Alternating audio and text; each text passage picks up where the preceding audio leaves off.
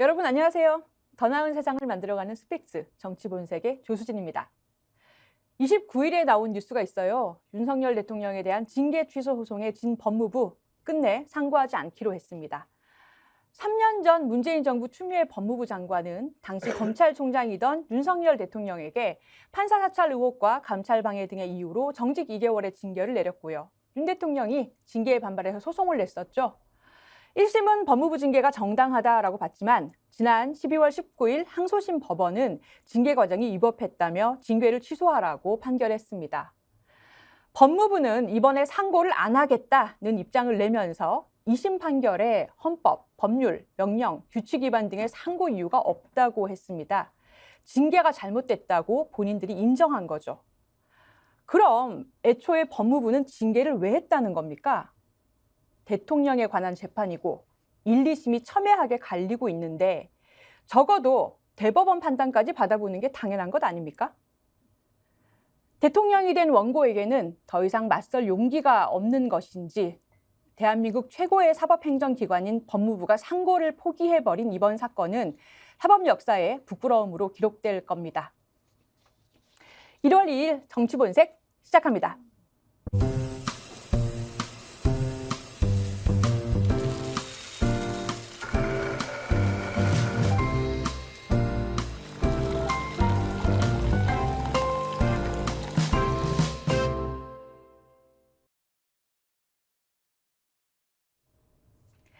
집권 3년차를 맞는 윤 대통령이 대국민 신년사를 통해 새 국정운영 구상을 내놨습니다. 민생과 경제를 국정운영의 최우선 순위로 두겠다면서도 이권, 이념에 기반 둔 패거리 카르텔 반드시 타파하겠다고 강조했는데요. 윤석열 정부에 대한 중간평가와 입법부를 장악한 더불어민주당에 대한 평가가 동시에 이루어지는 2024년 총선. 오늘 투표한다면 과연 국민은 어느 쪽을 선택할까요? 신년 여론조사 결과를 보면 민심은 오차 범위 내에서 엎치락뒤치락 중인데요. 꿈틀대는 민심, 오늘도 뜨거운 정치권 이슈들 짚어보겠습니다. 양문석 언론학 박사님, 박진영 민주연구원 부원장님, 윤희웅 오피니언 라이브 여론분석센터장님, 전교환 대표님 모셨습니다. 여러분 안녕하세요. 안녕하세요. 네, 새해에 들어서 처음 뵙는데요. 네. 뭐 새해 결심들 좀 하신 거 있으십니까? 뭐 새해 결심보다는 어제 해돋이를 갔는데 유난히 해가 빨갛더라고요. 그래서 정말 기운이 충만한 그 기운들을 제가 흠뻑 받고 시청자 여러분과 여기 패널에게 팍팍팍 그 기운을 나눠드립니다.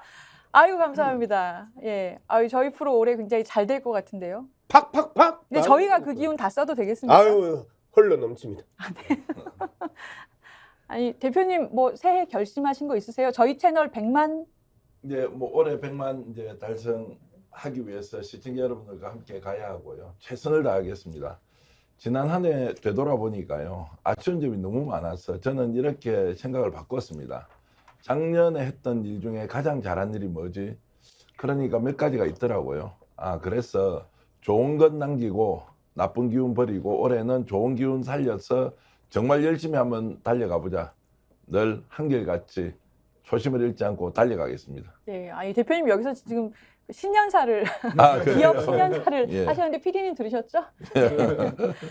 윤희웅 대표 센터장님 오늘 저한테는 처음 나와 주셨는데요. 뭐 새해 계획 있으십니까?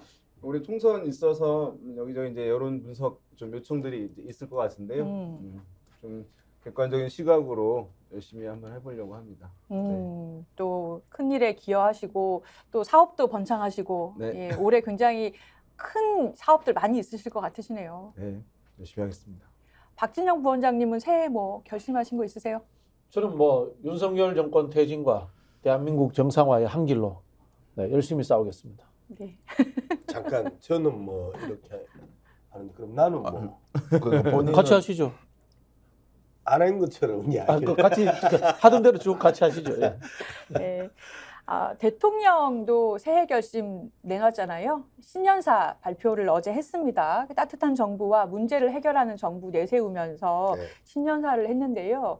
뭐 저는 보니까 작년 신년사랑 되게 비슷하더라고요. 뭐 연금 개혁, 노동 개혁, 교육 개혁 하겠다. 뭐 경제 어렵다. 뭐 이런 말씀하시고 뭐 신년사 평을 좀 해볼까요? 어떻게 보셨습니까? 간단하게 뭐 따뜻한 정부, 그다음에 문제를 해결하는 정부, 이제 이 여기였는데 3대 국정 과제였던 노동연금 이런 부분들은 이미 하는 게 없잖아요. 한 것 없잖아요. 올해가 집권 3년 차거든요. 그런데 그동안 한 것 하나도 없어. 그러면 평가를 해야 되잖아. 뭐 킬러 왜? 문항 없앴죠. 네. 킬러 문항이 없어진 게 아니고 대거 킬러 문항이 들어오니까 킬러 문항인 것처럼 안 보였던 게 이번 이제 그 사건이었고 네. 그렇기 때문에 3대 국정과제를 밀어붙였다고 했는데 도대체 결과가 뭐냐? 그러면 왜 제대로 안 됐냐? 최소한 이러한 평가들이 있었어야 되는데 없고요. 그다음에 따뜻한 정부. 자, 따뜻한 정부의 그 가장 기본은 12구 이태원 참사 특별법을 어떻게 그 대체하느냐의 문제거든요. 끊임없이 12구 참사 특별법에 대해서 계속 시간을 끌고 그 방해를 해왔단 말이에요. 이게 따뜻한 정부예요? 책임도 안 지면서 따뜻하지도 않는 이러한 형태에 대한 최소한의 자기 반성들이 전제된 속에서 따뜻한 정부 이야기를 해야 돼요. 그 다음에 문제를 해결하는 정부, 문제가 뭐예요? 본부장 아니에요. 본인과 부인과 장모. 자기가 본인이 문제인데 본인의 문제를 어떻게 해결하자 말이에요. 그러면 기본적으로 뭐 부인에 대한 문제는 해결해 줘야 될 거 아니에요. 네. 그러면 김건희 특검을 받을냐 마느냐 이 문제가 문제를 해결하는 정부의 기본적인 이 첫 단추란 말이에요. 이 첫 단추를 갖다가 제대로 깨지도 못하게 방해하는 세력들이 그리고 그 세력의 이 수장이 문제를 해결하는 정부 따뜻한 정부 이야기하는 것 자체가 거짓말이다. 사기다. 맞아요. 아니 저는 당장 김건희 특검법 거부하겠다고 밝힌 상태이기 때문에 특검법에 대한 입장이 적어도 뭐 송구하다 더하기 거부하는 이유가 뭐다라는 정도는 좀 들어갈 줄 알았어요. 근데 뭐 전혀 언급이 없었더라고요. 박 부원장님 어떻게 보셨어요?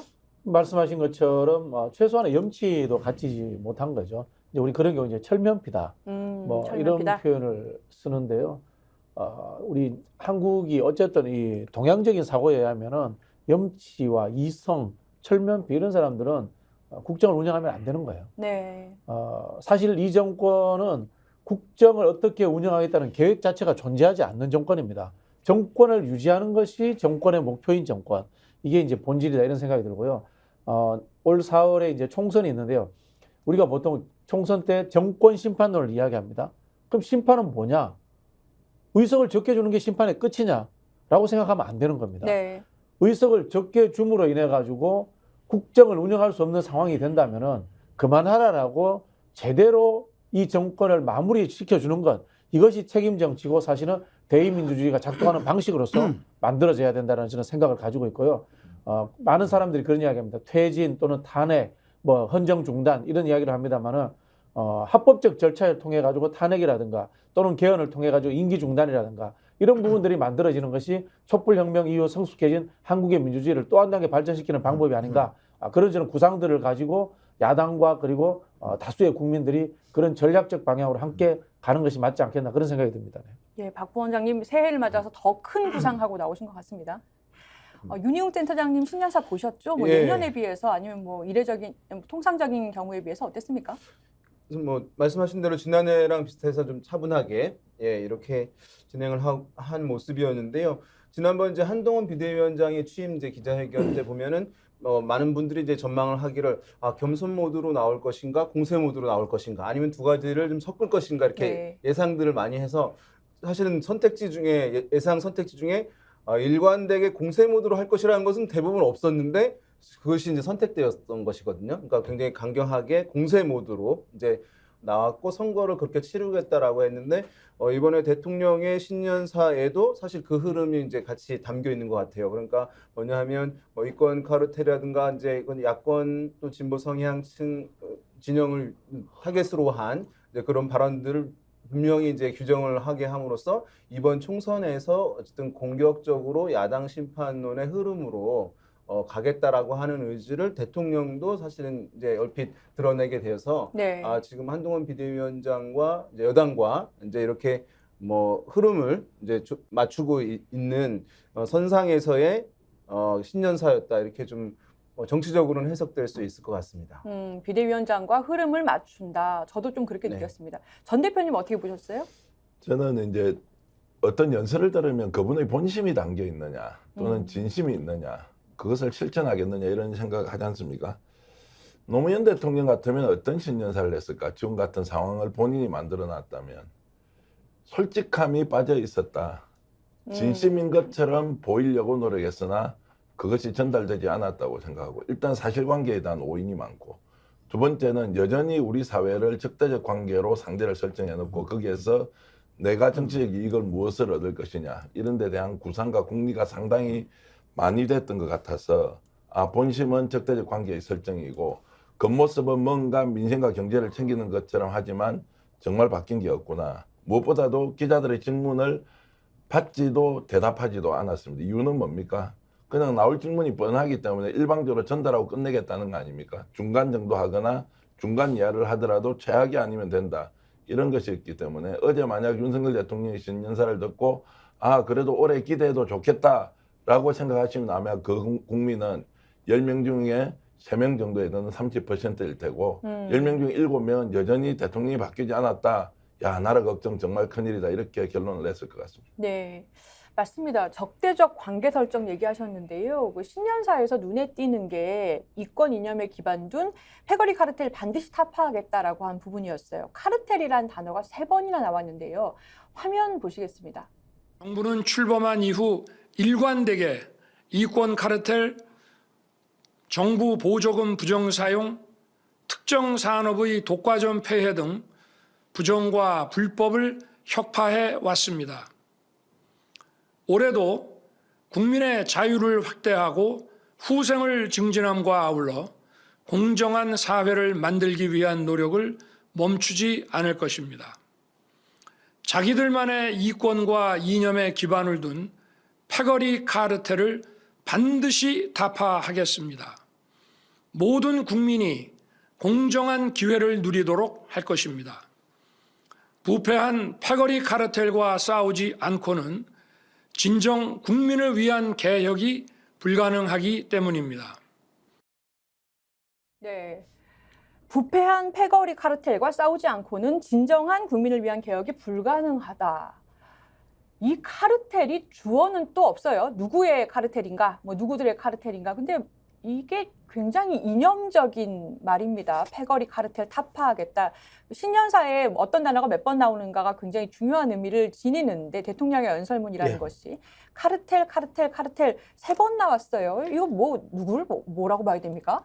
카르텔이라는 단어를 저 집단에서는 되게 즐겨 쓰는 그 표현인 것 같아요. 그리고 그 카르텔이 무슨 뜻인지 본인들도 잘 모르는 그런 것 같아요. 자, 우리나라에서 지금 가장 심각한 카르텔이 뭐예요? 검사들의 수사 카르텔이에요. 그렇죠.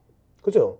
그리고 검사 출신들 50억 클럽의 거부권을 행사하겠다고 지금 입장을 밝힌 그 대통령실이 어디 검사들의 그 적 카르텔에 대해서는 한마디도 안 하고 그런데 본인이 설명했던 부패한이라는 표현에 그 검사 집단이 가지고 있는 그 카르텔이 가장 앞자리에 서 있거든요.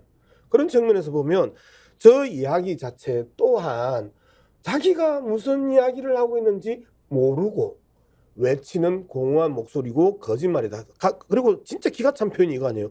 올해도 국민의 자유를 더 증진시키고 올해도 부분이 있었어요. 올해도 국민의 자유를 확대하고 이렇게 표현해요. 올해도 국민의 자유를 확대하고 국민의 자유를 가장 억압한 정권이 군사 독재 정권 이후에 가장 심각한 게 윤석열 검사 독재 정권입니다. 네. 여러분들이 전화 받는 거 되게 두려워하잖아요. 시청자 여러분들이 여론조사할 때 나의 입장을 표현하는 게 훨씬 더 어려워진 상황이잖아요. 기본적으로 독재 정권이 가지고 있는 공포정치, 그 공포정치는 바로 압수수색, 검찰 수사, 경찰 수사로 이어지는 압수수색, 이러한 공포 기제가 계속해서 작동되고 있는 현 정권에서 올해도 국민의 자유를 더 확대하겠습니다 하는 소리는 진짜 강아지 풀 뜯어먹는 소리고 대놓고 국민들한테 사기치는 소리입니다. 박 부원장님, 이 계속 약간 국민을 갈라치게 하는 것처럼 뭐 일부 이 세력을 향해서 계속해서 카르텔이다, 타파 대상이다 이런 윤석열 대통령 발언 계속되고 있는데요. 이거 뭘 노리고 하는 겁니까? 어떻게 봐야 됩니까? 뭐 집권 전략이기도 하고요. 집권 전략. 선거 전략이기도 하다. 총선 전략이기도 하다. 이런 생각이 드는데요. 이제 이런 메시지를 전형적으로 냈던 사람이 이제 히틀러예요.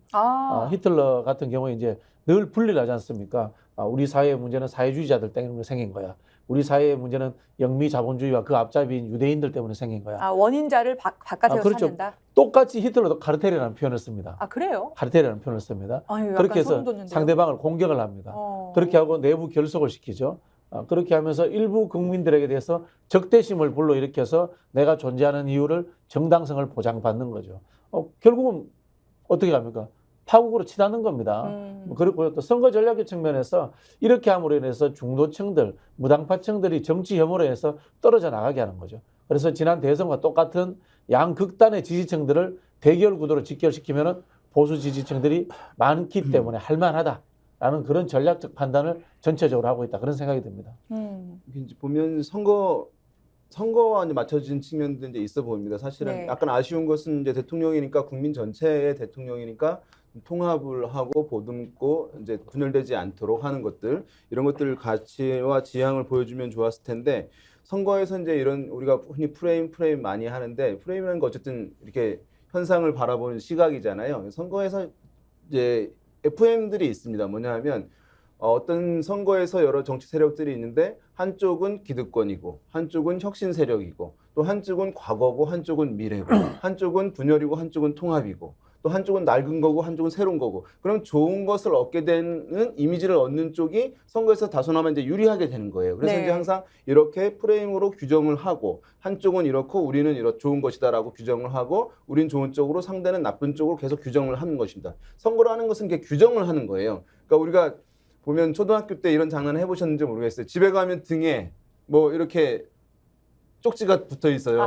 뭐 누구 바보 이런 것처럼. 그러니까 사실은 누구 규정하지 않으면 규정받는 것이거든요. 네. 그래서 선거에서는 사실 캠페인이라는 것이 이제 그런 것입니다. 우리가 이제 뭘 발전시키고 좋게 하는데 정답이다라고 얘기를 하는 것인데, 지금 보면 타파해야 할 대상 카르텔 이렇게 한다는 것은 저쪽 누군가의 기득권이 있다. 그래서 나는 또는 우리는 혁신 세력이기 때문에 그 기득권을 타파하는 길을 가겠다라고 하는 이제 메시지를 내놓은 것이기 때문에 선거에서의 구도에서 흔히 얘기하는 것이거든요. 그래서 뭐 아까 말씀드린 대로 이번 총선과를 굉장히 이제 겨냥해서 생각해서 아마 신년사가 이제 고려되고 그 멘트들, 표현들 이런 것들 이제 같이 연계되어 있는 것이라고 다시 한번 좀 확인할 수 있었던 것 같습니다. 예. 그러면 센터장님, 그 한동훈 비대위원장이 계속해서 동료 시민 얘기하잖아요. 네네. 그것도 좀 비슷한 전략입니까? 그러니까 동료 시민 사실은 이제 정치학에서 외국에서 좀 나온 표현이긴 합니다. fellow citizen이라고 해가지고 네. 하는 것인데, 한국에서는 약간 생소한 개념이긴 한데 일부 이제 학자들이 써오긴 했는데 호응을 크게 얻는 것은 아니고, 사실은 이제 좋은 말이죠. 그 자체는. 왜냐하면 어떠한 일이 있을 때 우리가 공동체적 마인드를 갖고 함께 주체적으로 행동한다는 이제 의미를 갖고 있는 것이기 때문에, 이제 우리가 개별적인 별개의 주체가 아니라 공동체를 강조하는 측면이기 때문에 그 자체로는 사실은 뭐 긍정적 의미를 담고 있을 텐데, 그 얘기를 잘 들어보게 되면 여기 동료 시민도 사실은 방금 말씀드린 대로 이렇게 갈라치기의 느낌들이 전달이 되는 거예요. 그러니까 제가요. 그러니까 예. 동료 시민이 있다면 비동료 시민도 시민이 있다는 있으니까. 거잖아요. 예. 만약에 내가 그 어떤 사람인가? 사회적인 어려움이 있을 때 이것을 하면서 우리 공동체성을 강화하자는 표현으로 한다면 사실 그 말의 파괴력이나 긍정적인 의미가 더 커질 텐데, 지금처럼 분열이 되어 있고 선거를 앞두고 세력이 갈라져 있는 상황에서 이 표현을 쓰게 되는 것이니까, 저쪽 세력과 우리 세력이라고 하는 것을 분명히 하는 것이니까 한동훈 장관의 실제 동료 시민을 어떤 의미로 이제 쓰는 것인지 모르겠습니다만은 실제 대중적으로 비춰지는 것은 시민들을 아니면 유권자들을 구분을 해서, 지지층들을 구분을 해서 하겠다고 하는 이제 선거와 연결되어서 이것을 사용하고 있구나라고 하는 것이 뭐 그렇게 전달이 되고 있는 측면이 강하다고 생각할 수 있습니다. 뭔 뜻인지 모르고 쓰는 거예요. 쉽게 말하면 이런 겁니다. 동료 시민이라는 이야기를 쓴 거는 우리는 이제 공동체와 사회적 책임을 같이 하는 동료들이 존재하는 거고, 네. 타인은 특권과 이권에 있는 층들이다라고 이렇게 한쪽을 이제 떼내는 거예요. 이게 노태우가 썼던 보통 사람들하고 비슷한 이야기인 겁니다. 근데 노태우가 보통 사람이 아니잖아요. 그렇죠. 쿠데타 공동 주범에다가 사성 장군 출신에다가 그렇죠. 특권층입니다. 그럼에도 본인이 보통 사람이라고 이야기를 하면서 기존에 있던 YS나 DJ 이런 정치인들을 구정치인 특별한 사람들로 몰아가는 갈라치기 전략의 하나로서 쓴 거거든요. 근데 이게 동료 시민이라는 뜻을 모른다라는 게 이 네. 동료 시민이라는 표현을 이 학술적으로 첫 번째 나온 거는 동료라는 것도 중요하지만 시민이라는 이야기가 굉장히 중요합니다. 우리 이제 헌법이라든가 모든 영역에서 국민이라는 표현을 쓰잖아요. 네, 근데 네. 이 국민이라는 표현이 가지고 있는 것들이 하나 이제 신민의 개념, 맞습니다. 그다음 국가주의적 개념이 존재한단 말이에요. 맞습니다. 나라의 민이다. 그렇죠. 이거죠. 나라의 민이다라는 것이 존재한단 말이에요. 그러다 보니까 헌법이라든가 이런 걸 개헌하자 이런 이야기 나올 때 국민을 사람으로 바꾸자 또는 시민으로 바꾸자라는 이런 이야기들이 많이 있습니다. 그런 개념에서 국민이 아니고 시민이라는 용어를 썼던 거고요. 거기에 덧붙여서 이제 공동체주의라는 것이 붙어서 동료 시민이라는 것을 썼던 건데 지금 한동훈 위원장이 쓰는 것은 그런 본뜻은 아예 모르고 제가 보면 모른다고 봅니다. 모르고 다만 본인들의 카르텔에 있는 동료들은 좋은 동료 시민이고 상대방에 있는 사람들은 특수하다는 것을 갈라치기 위해서 썼다라고 저는 그렇게 보여집니다. 그러니까 이제 예. 카르텔하고 동료 시민이 동의어죠. 카르텔하고 동의어고 동의어다. 카르텔은 때려잡을 대상이고, 그리고 동료 시민은 결집시켜야 될 시민이고, 이제 이 개념이고, 그 다음에 윤석열 대통령이 집권하면서 카르텔이라는 단어를 계속 쓰면서 윤석열과 하면 떠오르는 몇 가지 단어 중에 하나가 카르텔인데, 한동훈이 딱 등장하면서 뭔가 새로운 모습, 뭔가 다른 모습, 뭔가 차별된 모습을 보여줘야 되는데 내용이 충분하지 않고 정책이 충분하지 않고 그리고 건드릴 수 있는 영역이 너무 제한적이기 때문에 예를 들어서 김건희 특검을 도이치모터스 특검이라고 이야기할 정도로 본부장에 대한 기본적인 비판을 할 수 없는 상황에서 뭔가 이미지를 바꾸려고 하니까 한계를 써와야 돼. 그런데 이것도 정치적으로 우리끼리 우리 패거리 이렇게 정리하려고 보니까 동료 시민이라는 이야기를 누가 해줬던 모양이죠. 그러니까 이젠 동료 시민은 한동훈의 트레이드마크, 윤석열이 처음 등장했을 때 원칙과 상식, 공론과 상식을 트레이드마크로 삼았다가 집권한 이후에 끊임없이 검찰 권력의 과다한 이 행사 과정에 있어서 나타났던 카르텔, 이렇게 이제 부정적인 개념과 윤석열이 붙어가니까 한동훈은 좀 긍정적인 개념으로 패거리를 선회해서 약간 더 좀 더 포장해서 예. 동료 시민이라는 단어를 좀 썼다. 그럼 다시 한번 설명하면 이런 겁니다. 전두환 군사 정권 있잖아요. 네. 노태우는 보통 사람의 시대라고 하면서 전두환과 차별을 합니다. 똑같은 지금 작전을 쓰고 있는 거예요. 윤석열을 살짝 뒤로 화면 뒤로 빠지게 하고 본인이 새로운 인물로서 새로운 가치를 지닌 인물로서 등장하는 것처럼 포장하기 위해서 이런 표현을 쓴 건데요. 저는 이제 언론에서 이런 표현을 자주 써줄 거라고 봐요. 네. 그게 프레임이에요. 그게 프레임입니다. 그래서 야권에서는 이런 것에 대해서 말리지 말고 뭐 특별히 해석해 줄 필요도 없어요. 왜? 본인도 잘 모르고 썼을 거기 때문에. 네. 근데 우리는 조금씩 해석해줘야지. 우리 평론가니까 뭐 어쩔 수 없이 합니다만. 우리는 오늘도 두 분 사이가 좋으십니다. 조금씩 네, 전 대표님. 해석해줘. 패거리 카르텔 이러면 첫 번째 대통령이 쓸 단어 맞습니까? 그냥 패거리다. 깡패요. 국민들이 깡패 그냥 예를 그렇죠. 들면 정치적 반대자, 경쟁자는 그냥 깡패 조직원들이에요. 그래서 패거리라는 말을 씁니까? 그 다음에 카르텔이라는 말은 공정거래법에 보통 상행위에 쓰는 거예요. 담합을 해서 어떤 특정한 목적을 위해서 뒤에서 불법적인 방법으로 뭔가 결탁하는 것을 카르텔이라고 그러지 않습니까?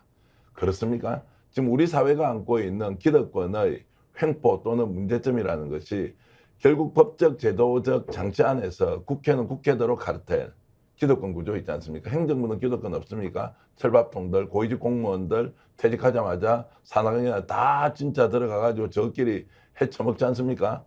더 심한 것은 이 정부 들어서 검찰이 하는 행태 보십시오. 저게 카르텔 수준이 아니면은 집단적인 폭력 행위를 하는 집단이에요.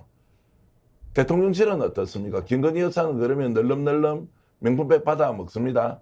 그것은 뭐예요? 그게 부패고 범죄 아닙니까? 우리 사회가 지금 개혁하자는 것은 카르텔이라고 하면 그것은 범법 행위로서 법적 처벌을 해야 되는 것이고 그것 아니고 노동, 그 다음에 예를 들어서 여러 가지 개혁 과제들은 기득권 구조 안에 막혀 있지만 이것을 어떻게 정치가 제도로서 풀어낼 것인지 아니냐 이런 것이지 대통령이 나와서 패거리다, 카르텔이다 이렇게 규정하는 순간 그 제도 안에서 보장받고 있는 네. 그것이 설사 불합리한 요소가 있다 하더라도 이 사람들이 양보를 하겠습니까?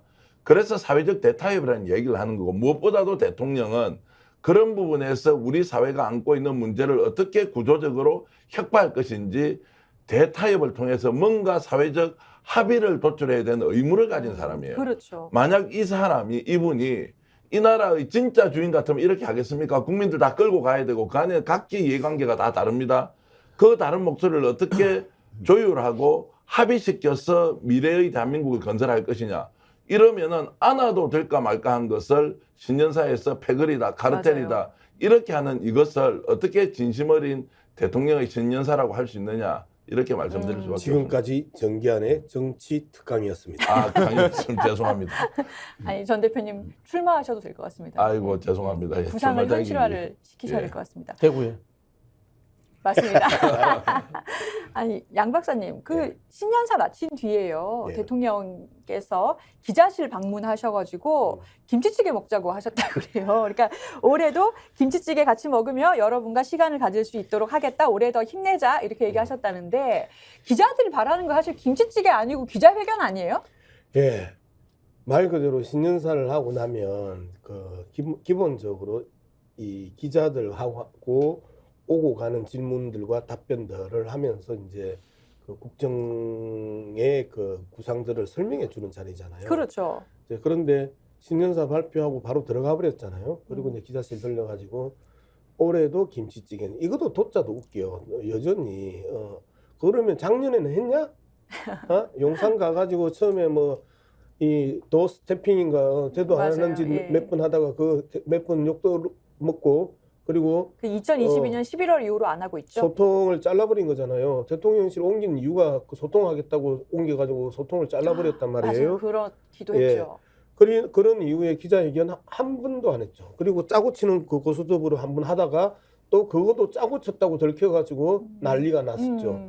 그러면 지금 상황에서 기자들에게 김치찌개를 먹자 이렇게 하면서 기자들 매수할 생각하지 말고 그냥 공개적으로 좀 하세요. 좋은 걸 사주셔야지. 김치찌개. 항상 대통령이 그 술자리에 가가지고 뭔가를 풀려고 하는 그 태도들 그거 고치세요. 당신은 고쳐야 돼. 그렇게 해서 기자들이 자유롭게 이야기하고 그리고 본인도 자유롭게 아는 만큼 이야기하고 하면서도 비판이 오가고 네. 설전이 오가고 이러한 그 모습들을 우리 국민은 왜 못 보게 하는 거예요. 그래서 제발 김치찌개 가지고 그 폭탄 좀 몇 점 말아가지고 기자들 매수할 생각하지 말고 더 당당하게 더 공개적으로 나오세요. 당신의 미천이 천박함을 우리는 이미 알고 있기 때문에 더 실망할 것도 없습니다. 네. 그 보통 기자실에 가면 이제 네. 기자들한테 이번에 그 신년에 우리 질의 응답 못해서 좀 미안한데 여러 가지 할 이야기 있는데 좀 양해 좀 해주세요. 맞아, 그 경험이 있으시죠, 이런 기자. 정도로 얘기를 해야 되죠. 예. 김치찌개 뭐 올해도 먹읍시다 이 정도 가면 그 기자가 어떤 느낌이겠습니까? 아마 국민들이라 생각하면 대통령이 국민을 이미 대상화하고 있고 네. 기자도 대상화하고 있고 모든 것은 자기 기준과 관점에서 그냥 하고 싶은 대로 얘기하고 마는 거죠. 제가 사실은 보수적 성향을 가진 지방자치단체장 한 사람을 저는 이제 알고 있는 분은요. 진짜 그 지자체 하면서 자기가 주인인 것처럼요. 그냥 여기에서- 홍준표라고 이야기해. 아닙니다. 근데 홍준표 시장은 아니고 전남에 있는 대구시장님. 한 시장 한 분은 보니까 네. 진짜 이 도시가 자기 것처럼요. 예. 모든 걸 희생하고 헌신하고 새벽부터 밤늦게까지 잠잘 때까지 그 도시에 대한 걱정과 그 시민에 대한 걱정밖에 안 하면서 너무 워커홀릭 정말 업무 중독 상태여서 옆에서 말릴 정도로 뛰는 사람. 네. 저는 그분의 정책 성향이 맞다 안 맞다를 떠나서 최소한 국가 지도자라면 국민을 대표한다면 네. 어떤 행동으로든 그것이 진심으로 드러나야 되고 평가받아야 되는데 정말 우리 대통령 보면 어떻습니까? 우리라는 네. 표현도 요즘은 정말 어색해서 쓰기가 어려운데 윤석열 대통령 보면 어떻습니까? 예. 그런 거 느껴집니까? 아니 내가 뽑아준 사람, 우리가 뽑아준 사람 대한민국 대통령인데 정말 우리나라 대통령처럼 보입니까? 그런 말씀 드리고 싶습니다. 뽑아줬대. 저도 있지?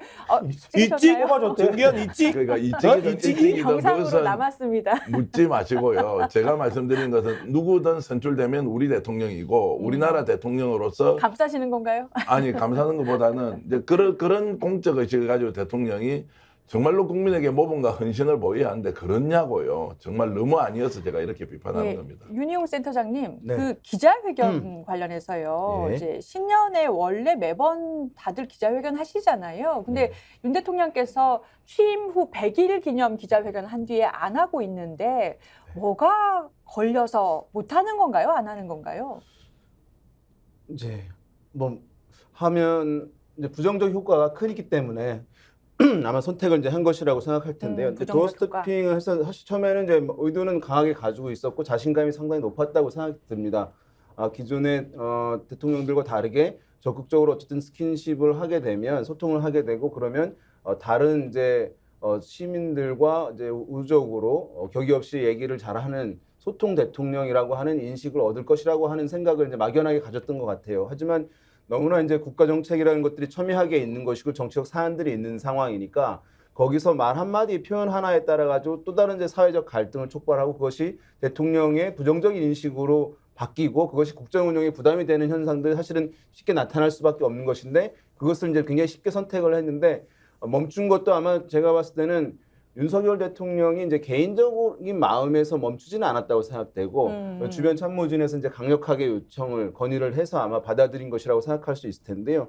그 연장선상에서 이제 이것도 봐야 될 것 같습니다. 왜냐하면 국정 전반에 대한 사항을 굉장히 사실은 신중하고 정교하게 얘기를 해야 되는 것인데 윤석열 대통령이 굉장히 어쨌든 본인의 생각, 소신들, 어떤 방향들이 굉장히 좀 보수적 가치를 굉장히 좋아하면서 한쪽으로 좀 치우쳐 있는 모습들, 표현들, 단어들이 많이 있는 것이니까 이 기자회견 하게 되면 준비되지 않은 상황에서 질문 답변하다 보면은 그런 것들이 나올 수밖에 없거든요. 그것이 이제 사실은 더 논란을 야기할 것이라고 하는 이제 비판들 도어 스태핑에서 확인된 것이 오히려 아마 이제 논란만 기자회견에서도 자유롭게 질문을 받고 답변하는 것은 해서는 안 된다라고 하는 것이 아마 이제 어느 정도 합의가 되었기 때문에 이렇게 한 것인데 다만 이제 이것을 언제까지 가져갈 수는 없는 것입니다. 왜냐하면은 대통령 불통이 이제 또 계속 커질 수밖에 없는 것이고 그것이 또 하나의 그렇죠. 또 부담이 되는 것이기 때문에 아마도 이제 약간 다른 형태로 해서 질문을 받고 답변을 하는 그러니까 우리가 예전에 보면 약간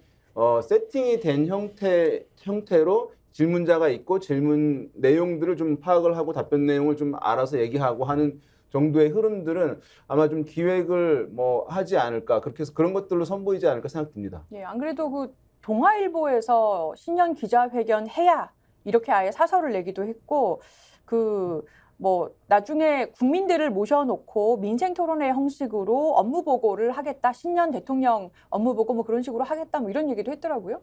그 국민을 무시하는 거예요. 김치찌개가 뭐 구멍으로 넘어갑니까? 이게 대통령실 출입하는 기자들 같으면은 언론계에서 굉장히 엘리트들이에요. 예, 그런 사람 맞아요. 사실 모멸감을 느껴야 돼요. 정치 이야기, 그다음에 국가를 어떻게 김치찌개나 운영하겠다는 먹자. 이야기를 네. 하다못해 백풀 형태라도 이야기하는 것이 아니고 김치찌개를 먹으러 합시다. 예. 이거 뭐 무시하는 거다 이렇게 보여지고요. 혼군, 우둔한 군주들은 국민들과 신하들, 언론기관조차도 자기와 똑같이 취급합니다.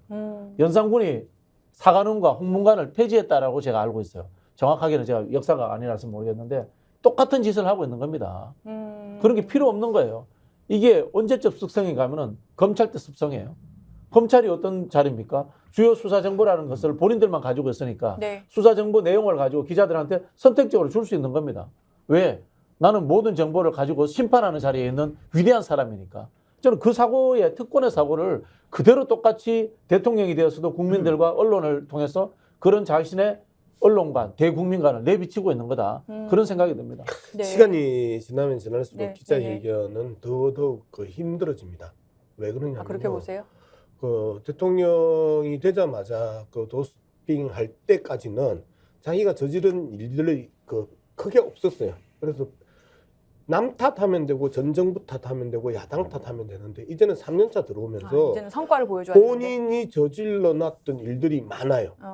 그리고 언제든지 지적받을 때 답을 할 수 없는 현상들이 계속해서 심화된단 말이에요. 예를 들어서 김건희 특검 진짜 거부권 할 겁니까? 김건희 아무 죄가 없다고 생각하십니까? 장모님 죄 없다고 생각하십니까? 그렇죠. 본인이 이야기했던 부분이 사실입니까? 그런 질문 나오죠. 이런 질문 나오면 이제 받을 수가 없는 거잖아요. 이태원 참사 왜 대응하지 않습니까? 그렇죠. 그게 따뜻한 정부의 기본적인 태도입니까? 이렇게 이야기했을 때 대답을 할 수 있겠어요? 자, 시간이 지나면 지날수록 바로 즉각 현장에서 이루어지는 기자회견은 어렵다. 그렇기 때문에 신년 기자회견도 철저하게 드라마 같이 역할을 분담하고 잘 짜여진 시나리오로 풀어낼 수밖에 없는 상황. 그러니까 기자회견 한번 할 때마다 엄청난 시간과 비용이 들 수밖에 없는 상황까지 지금 돌입해 있다라는 게 이제 네. 첫 번째고요. 두 번째 청와대 대통령실 출입 기자 이 부분에 대해서 이제 좀 지적을 해야 됩니다. 그 회사에서 최고의 에이스들이 갑니다. 그리고 그 회사 최고의 에이스들이 가가지고 국정 운영을 감시 견제하는 게 아니고 그 회사의 이익을 보존하기 위해서 뜁니다. 대체로 신문만 있는 언론사들보다는 네. 방송과 신문을 같이 가지고 있는 언론사 같은 경우에는 말 그대로 자사의 이해관계를 관철시키기 위한 말 그대로 에이전트 정도의 역할을 수행하는 게 청와대 출입 기자들의 모습이란 말이에요. 그렇기 때문에 김치찌개 사주면 침 질질 흘리고 달려갈 가능성이 높다. 나는 이렇게 보고 있고요. 마지막으로 아까 이제 우리 윤희용 센터장 말씀하셨을 때 윤석열 대통령이 보수의 가치를 상당히 선호한다고 이제 표현했는데 이 표현을 네. 정확하게 좀 짚고 가야 됩니다. 김건희와 서울의 신문의 이 인터뷰 녹취를 보면 네. 김건희와 윤석열은 안희정을 좋아했었어요. 그리고 진보적 가치를 옹호하는 것처럼 그때 이야기를 했었어요. 네. 그리고 나서 갑자기 대통령 후보로 나서기 시작하면서 보수의 가치를 이야기했었어요. 그런데 우리가 알고 보니까 진보의 가치도 보수의 가치도 인연적 가치도 아니었다. 말 그대로 본인과 부인과 장모와 그리고 자기를 따르는 꼬봉들, 자기의 패거리들의 이해관계에 철두철미한 사람이었다. 네. 이런 모습들을 우리는 이미 확인했단 말이에요. 자, 이랬을 때 당신은 진보의 가치를 선호하십니까? 보수의 가치를 선호하십니까? 안 그러면 당신과 당신의 가족 그리고 당신의 쫄따구들의 이해관계를 더 선호하십니까? 라고 질문했을 때 뭐라고 대답할 거예요? 기자회견 못하는 네. 거예요. 지금 댓글 보니까요. 하늘꽃님께서 오뎅 먹으며 술 먹지 마! 라고 일가를 해주셨고 여름엔 수박님께서 언제쯤 기자회견 할지 예측해 주세요 하셨는데 기자회견 할까요? 1월 중에 하지 않겠습니까? 지금 1월 중에? 어떤 식으로든 해야 된다는 이야기 많으니까요. 근데 이제 그 기자회견 내용 중에 자, 김건희 특검 어떻게 할 거냐? 명분백 수수 문제 어떻게 생각하느냐? 세 번째 양평 게이트 이 질문 안 나오지 않습니까? 그것은 기자들이 필수적으로 물어야 할 질문인데 빠져 있으면 네. 결국 대통령은 선택적으로 질문을 받고 대답할 가능성이 높다. 그래서 쇼다. 이런 거고요. 국민이 요즘 얼마나 똑똑해져야 되느냐면 어제 신년사 하고 난 뒤에 대다수 보수 언론들이 대단한 내용의 신년사를 했다. 민생과 경제를 19번 얘기하고 뭔가 대한민국이 새롭게 도약할 것처럼 네. 또 우리가 모르고 있던 사이에 작년에 대한민국이 경제 성과를 엄청나게 낸 것처럼 포장해서 하지 않습니까? 이거 아니라고 이제 반박하는 기사들이 소위 말하는 인터넷 언론을 중심으로 계속 나오고 있던데 이런 것들 네. 반영해 주지 않고요. 오로지 대통령이 얘기한 것만 대서특필 하지 않습니까? 그렇게 해서 먹힌다고 생각할 수도 있지만 제가 봐서는 그것이 먹히지도 않을 뿐만 아니라 이번 기자회견에서는 이런 부분들을 기자들이 좀 똑똑하게 물어야 되고 네. 거기에 대해서 질문으로 선택하지 않고 답변도 하지 않는다면 그것이 뭔지를 대통령실 출입 기자들이 바깥으로 적극적으로 알릴 필요도 있다 이런 말씀을 드리겠습니다. 자, 경제 문제 제가 하나만 예, 지적할게요. 문재인 정부 때 주가지수 3,300 기록했습니다. 지금 윤석열 정부 2,600입니다. 주가지수. 그래요? 네, 그리고 작년 대비 무역량이 8% 줄었습니다. 엄청 위기네요. 무역량 자체가 위기네요. 8% 줄었습니다. 예. 그리고 무역 적자가 150억 달러 지금 기록했습니다. 예. 숫자만 보더라도 무조건 지금 경제 파탄의 위기입니다. 이거 거짓말 하시면 안 됩니다. 네. 아마 이제 전면적인 자유롭게 질문을 받고 답변을 하는 그런 형태의 기자회견은 제가 봤을 때 정치적으로 지금 상황에서 실시하기가 어려울 것으로 좀 보입니다. 왜냐하면 선거를 앞두어 있는 상황이고 좀 여러 가지 이제 공세 받을 사안들이 너무 많은 상황이기 때문에 이제 여사와 관련된 문제부터 해가지고 경제와 관련된 문제들 어느 하나 좀 자랑해서 자신 있게 얘기해서 긍정적인 효과를 얻을 수 있는 것이 별로 없는 상황이어서 어려운데 이런 경우에 되게 이제 어떻게 하냐 하면 약식으로 이제 뭐 이렇게 질문자들 미리 정해놓고 하는 방법이 하나 있고 예. 또 한 가지 이제 어떤 언론사 하나를 정해가지고 질문하고 그것을 이제 답변하고 하는 형태 이런 것들을 1차적으로 하고 그다음에 약속된 형태로 좀 준비한 모습을 하고 이런 것으로 좀 대체하고 자유롭게 프리하게 이제 질문 답변하고 하는 것들에 쓴 부담 느껴서 이 정도로 가지 않을까 좀 예측해 볼 수 있을 것 같습니다. 총선까지 지금 99일 남았더라고요. 그래서 이 새해 때 여야 대표들이 뭐 하나 이게 좀 관심이 되는데 한동훈 위원장이 서울 그 국립현충원 참배를 했고요. 내일부터는 이게 위치가 전국 순회를 하긴 하는데 처음으로 가는 데가 대전이래요. 대전 찍고 대구, 그다음에 광주 순서로 간다고 해요. 이 위치가 무슨 의미가 있습니까? 박 부원장님 어떻게 보세요? 뭐 별로 의미 없죠. 별 의미 없는데 가능하면 부담되는 곳은 좀 늦게 가겠다. 오늘 왜 이렇게 시크하세요? 부담되는 곳은 좀 늦게 가겠다. 이런 의미인 것 같고요.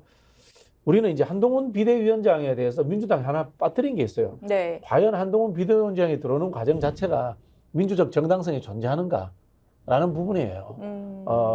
사실 그렇지 않습니까? 이분은 뭐 정치한 경험이 없어요. 국민에게서 선출된 적이 없죠. 선출된 적이 없어요. 예. 그런 사람들이 이제 정당의 대표가 되어가지고 이거 네. 순행하는 겁니다. 예. 소황제가 순행하는 거예요.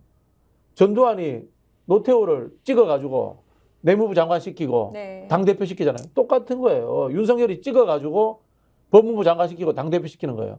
근데 이 보니까 제가 보기엔 노태우보다는 좀 장세동에 가까워요. 네. 예, 스타일이. 예, 그러다 보니까 오히려 이 노태우는 그 전두환으로부터 약간의 자율성을 가지지 않습니까?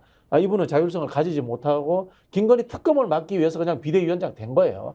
그래서 저는 총선 승리보다는 김건희 특검을 막기 위해 가지고 임시적으로 이 국민의힘의 지지율을 높이고 그 다음에 언론의 동향을 유리하게 만들어가는 역할들을 하기 위해서 수많은 기획들을 하고 있고 국면 전환을 하려고 할 것이다. 저는 그렇게 보여집니다. 그 이야기 뭐냐면은 언론은 한동훈을 가지고 용비어천가를 만들어줄 거예요. 반대로 야당은 무시해야 됩니다. 국면 전환용 한동훈이기 때문에. 자, 제가 수정하겠습니다. 한동훈 신년 인사 국립 대전현충원이네요. 전 서울로 알았는데 대전이고요.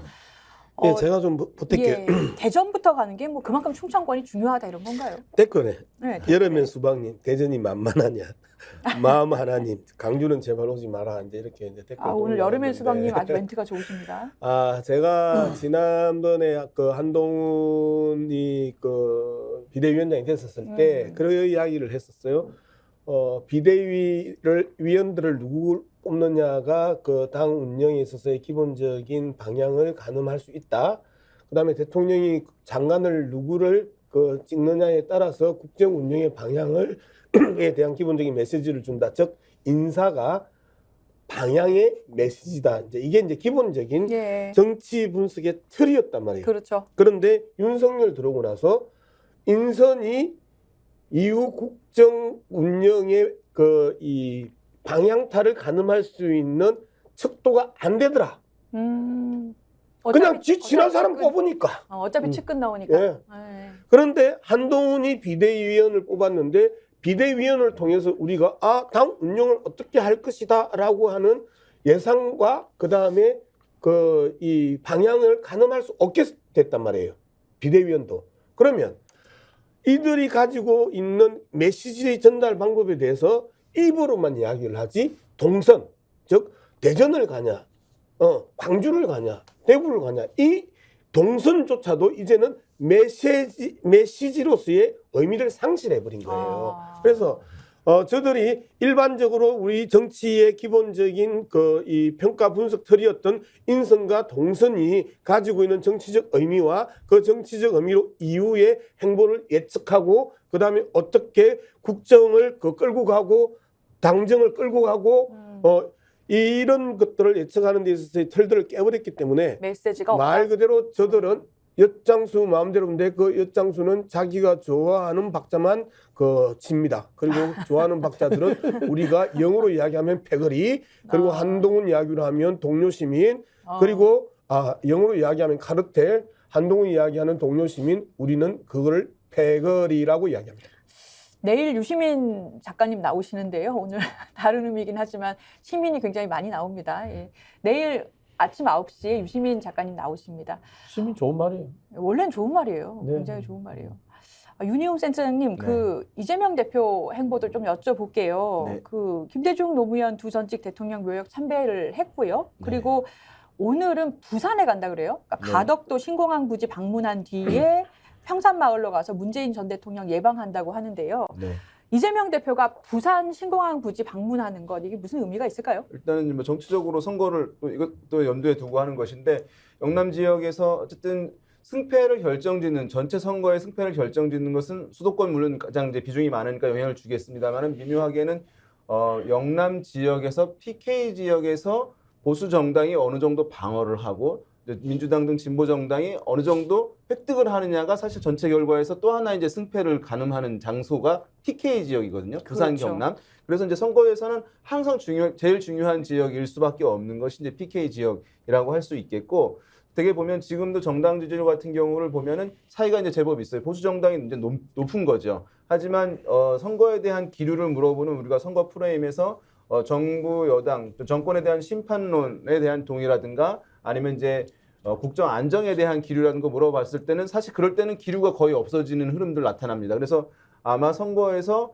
야당이 선전을 하게 된다면 일정 정도 성과를 얻을 수 있다고 하는 생각이 있을 것이고, 그다음에 부산 가덕도 신공항을 가는 것은 지금 이번에 이제 지난번 부산 엑스포 유치와 관련해서 가덕도 신공항 얘기가 많이 나와서 이것이 이제 아마도 네. 이 정부 들어서 이것이 이루어진 것이라고 생각하시는 분들도 있지만 사실 가덕도 신공항의 그 결정은 이제 이전 정부 문재인 정부에서 결정이 된 거거든요. 굉장히 네. 이제 정치적으로 비판하는 분들도 많이 있었습니다만은 굉장히 부산 민심을 고려한 선택이었다라고 하는 정치적 이제 해석도 많이 있었습니다만, 성과다. 그러니까 가덕도 신공항에 간 것은 아마 이재명 대표 입장에서는 이렇겠죠. 이것은 우리 민주당에서 결정한 것이다. 그러니까 부산 시민들 이것을 알아주십시오. 그래서 우리를 버리지 말아주십시오라고 하는 네. 어떤 그런 정치적 시그널을 전달하기 위해서 아마 부산 가덕도 신공항 부지까지 방문을 하는 일정을 짜지 않았을까, 뭐 정치적으로 해석하는 예. 것이 타당할 것 같습니다. 민주연구원 부원장이신 박진영 부원장님 어떻게 보세요? 그 부산이 PK가 40석이나 되잖아요. 한 15% 되죠? 그렇죠. 제가 오늘 이야기하는 걸 저기 쇼츠로 꼭 만들어 주십시오. 민주당 지도부에서 꼭 보게. 예. 우리 이제 요즘 이순신 장군 영화가 유행하잖아요. 양무, 호남, 시무국가. 호남이 없으면은 우리나라가 없다라는 이야기를 이순신 장군 시대 때 이야기했는데, 민주당 정권은요, 부산이 없으면 민주당 정권이 등장한 적이 못합니다. 지난 대선을 한번 하고 문재인 대통령 당선될 때 대선 한번 비교해 볼게요. 예. 문재인 대통령은 다자구도에서 부산에서 37% 이상 득표해서 1등 했습니다. 이재명 대표는 지난 대선에서 부산에서 38% 득표했는데요. 네. 윤석열이 58% 득표해서 2등 했는데 20% 사이로 졌습니다. 네. 그게 대선 패배의 원인입니다. 지역적으로. 그래서 민주당 정권은 부산에서 이겨야지 민주당 정권이 등장한다는 것을 제가 다시 한번 여러분들께 강조해서 말씀을 드리려고 하는 거고요.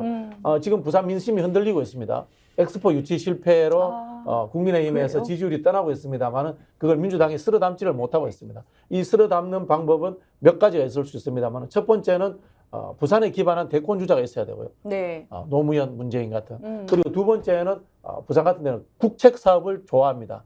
이유가 뭐냐면요, 부산은 늘 서울에게 1등을 빼앗겼다라는 그런 상실감을 가지고 있습니다. 80년대 초반까지 부산이 잘 살았어요. 네. 그런데 전두환 정권에 의해서 국제그룹이 멸망합니다. 그때부터 부산이 서울에 밀리기 시작합니다. 그런 부분에 있어서 산업적인 역할들을 부산에 다시 줘야 됩니다. 그런 부분에서 가덕도 공항도 중요합니다.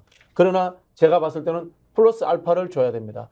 제가 민주당 지도부에게 고언을 하나 드리자면요, 지금 영등포구에 있는 산업은행, 예. 산업은행 부산으로 이전하는 법률안 만들어 주셔야 됩니다. 그게 어떤 효과가 있습니까? 엄청난 고용 창출 효과가 존재하고 있고요. 그다음에 지금 영등포구 국회의원이 민주당입니다. 예. 내 살을 잘라내가지고 예. 부산의 줌으로 인해가지고 상대의 뼈를 자를 수 있는 육참 골단의 효과를 가져올 수 있는 겁니다. 딱 찍어서 산업은행인 이유. 산업은행이 지금 국가균형특별법과 예. 혁신도시법에 의해서 지방으로 이전되도록 되어 있습니다. 그런데 지금 민주당 수도권 의원들이 여기에 대해서 별로 찬성을 하지 않고 있습니다. 예. 이거는 지역구의 문제가 아니고요, 국가 전체를 위한 것이고, 민주당을 집권을 위해서 부산의 민주당이 우리의 수도권의 하나의 손해를 보고서라도 지방을 살리겠다는 의지를 표현하는 거기 때문에 산업은행법을 분명히 개정해가지고 부산에 갈 수 있도록 민주당이 앞장서 네. 주실 것을 제가 간곡히 부탁을 드립니다. 네. 예, 그 가덕도 신공항 예. 이야기가 그 마무리가 좀 돼야 되는데요. 이제 뭐 그 두 분이 앞에서 이제 그 부산에 대한 이야기를 이제 많이 했는데, 가덕도 신공항은 말 그대로 1타 쌍피, 1타 3피 정도 됩니다. 어떻게 그 설명을 해야 되느냐면 부울경 메가시티 문재인 정부 때 강력하게 추진했던 서울 그 일극하에서 예. 그 남과 북의 양극으로 만들고 다극으로 만드는 지방 분권의 핵심이었었거든요. 그런데 지방 분권의 핵심인 부울경 메가시티를 다 법률적으로 정리했음에도 불구하고 부산시장, 울산시장, 경남지사를 또 그 국힘당이 차지하면서 안 이걸 됐잖아요. 갖다가 그 부셔버렸어요. 그래서 부울경 메가시티 자체가 무너져버린 상황입니다. 여기에 대한 기본적인 지적이 핵심이 가덕도였거든요. 가덕도 신공항의 교통망을 통해서 그리고 공군, 하늘, 땅, 바다 이 세 영역을 통해서 새로운 이 메가시티를 형성하는 핵심이었단 말이에요. 그래서 이 부분에 대한 항의 차원이 네. 있고요. 두 번째, 윤석열 대통령이 신년사와 그리고 작년 연말에 계속 이야기했습니다. 저출산의 원인을 이야기하면서 수도권의 이 집값과 그다음에 양육비 이런 부분을 이야기를 했고요. 너무 그래서 집중되죠. 저출산 문제를 극복하기 위해서는 지방분권이다라고 맞아요. 또 윤석열 대통령이 이야기를 했었어요. 그런데 지방분권을 하고자 하는 사람이 말 그대로 부울경 메가시티를 깨버렸고 그리고 김포를 서울에 편입시키겠다고 지방분권을 이야기하는 대통령의 네. 정당이 이야기하고 있는 이 부분에 대한 아주 아픈 침 하나가 들어간 게 가덕도 신공항에 방문함으로써 저출산의 문제에 대한 대책 해결도 되지만 지역 소멸에 대한 문제도 해결이 되고 그다음에 이 지역 소멸과 그 저출산의 문제를 극복하기 위해서는 지역 분권 아니면 답이 없다라는 정책적인 메시지를 크게 던진 사건이 네. 가덕도 신공항 부지 방문이었어요. 이어서 박 부원장님, 이제 문재인 전 대통령 예방을 하잖아요. 이재명 대표가 부산 신공항 가덕도 찍고 이제 평산마을 가는데요. 당 내용이 있지 않습니까? 이낙연 전 대표가 신당을 창당하겠다 뭐 이런 상황인데 문재인 전 대통령이 메시지 낼 거라고 보십니까? 메시지 내긴 어렵지만은 이미 행동을 보여주셨잖아요. 민주당 경남도당에 500만 원 특별 당비 내셨습니다. 네. 그 이야기는 문재인 대통령은 민주당을 적통으로 인정하고 지키겠다는 뜻이거든요. 그럼 지금 이낙연 대표가 하는 행동은 문재인 대통령의 뜻과 거스르는 행동입니다. 네. 안 하시는 게 맞죠. 네. 그러니까 결국에 이낙연 대표가 뭐 이번 주 내로 3, 4일 정도의 신당 창당을 발표할 것 같아요. 그죠? 할 것 같은데 이재명, 이낙연 두 명이 전격적으로 만났었잖아요. 두 분이서 뭐 계속 뭐 전화하고 메시지 보내도 답이 없다라고 했는데 전격적으로 만났는데 아무 뭐 성과가 없었어요. 정해진 거였나요? 저는 좀 기대를 했는데요. 그러세요? 사실 본인이 통합비대위를 구성하라고 이낙연 전 대표가 이재명 대표에게 요구하는 것은 좀 거둬넣지 않겠느냐. 적어도 왜냐하면 그 현재 정도는? 당대표를 하고 있는 사람한테 인기가 있는데 특정 정치인이 거기 가가지고 야, 너 당대표 그만둬.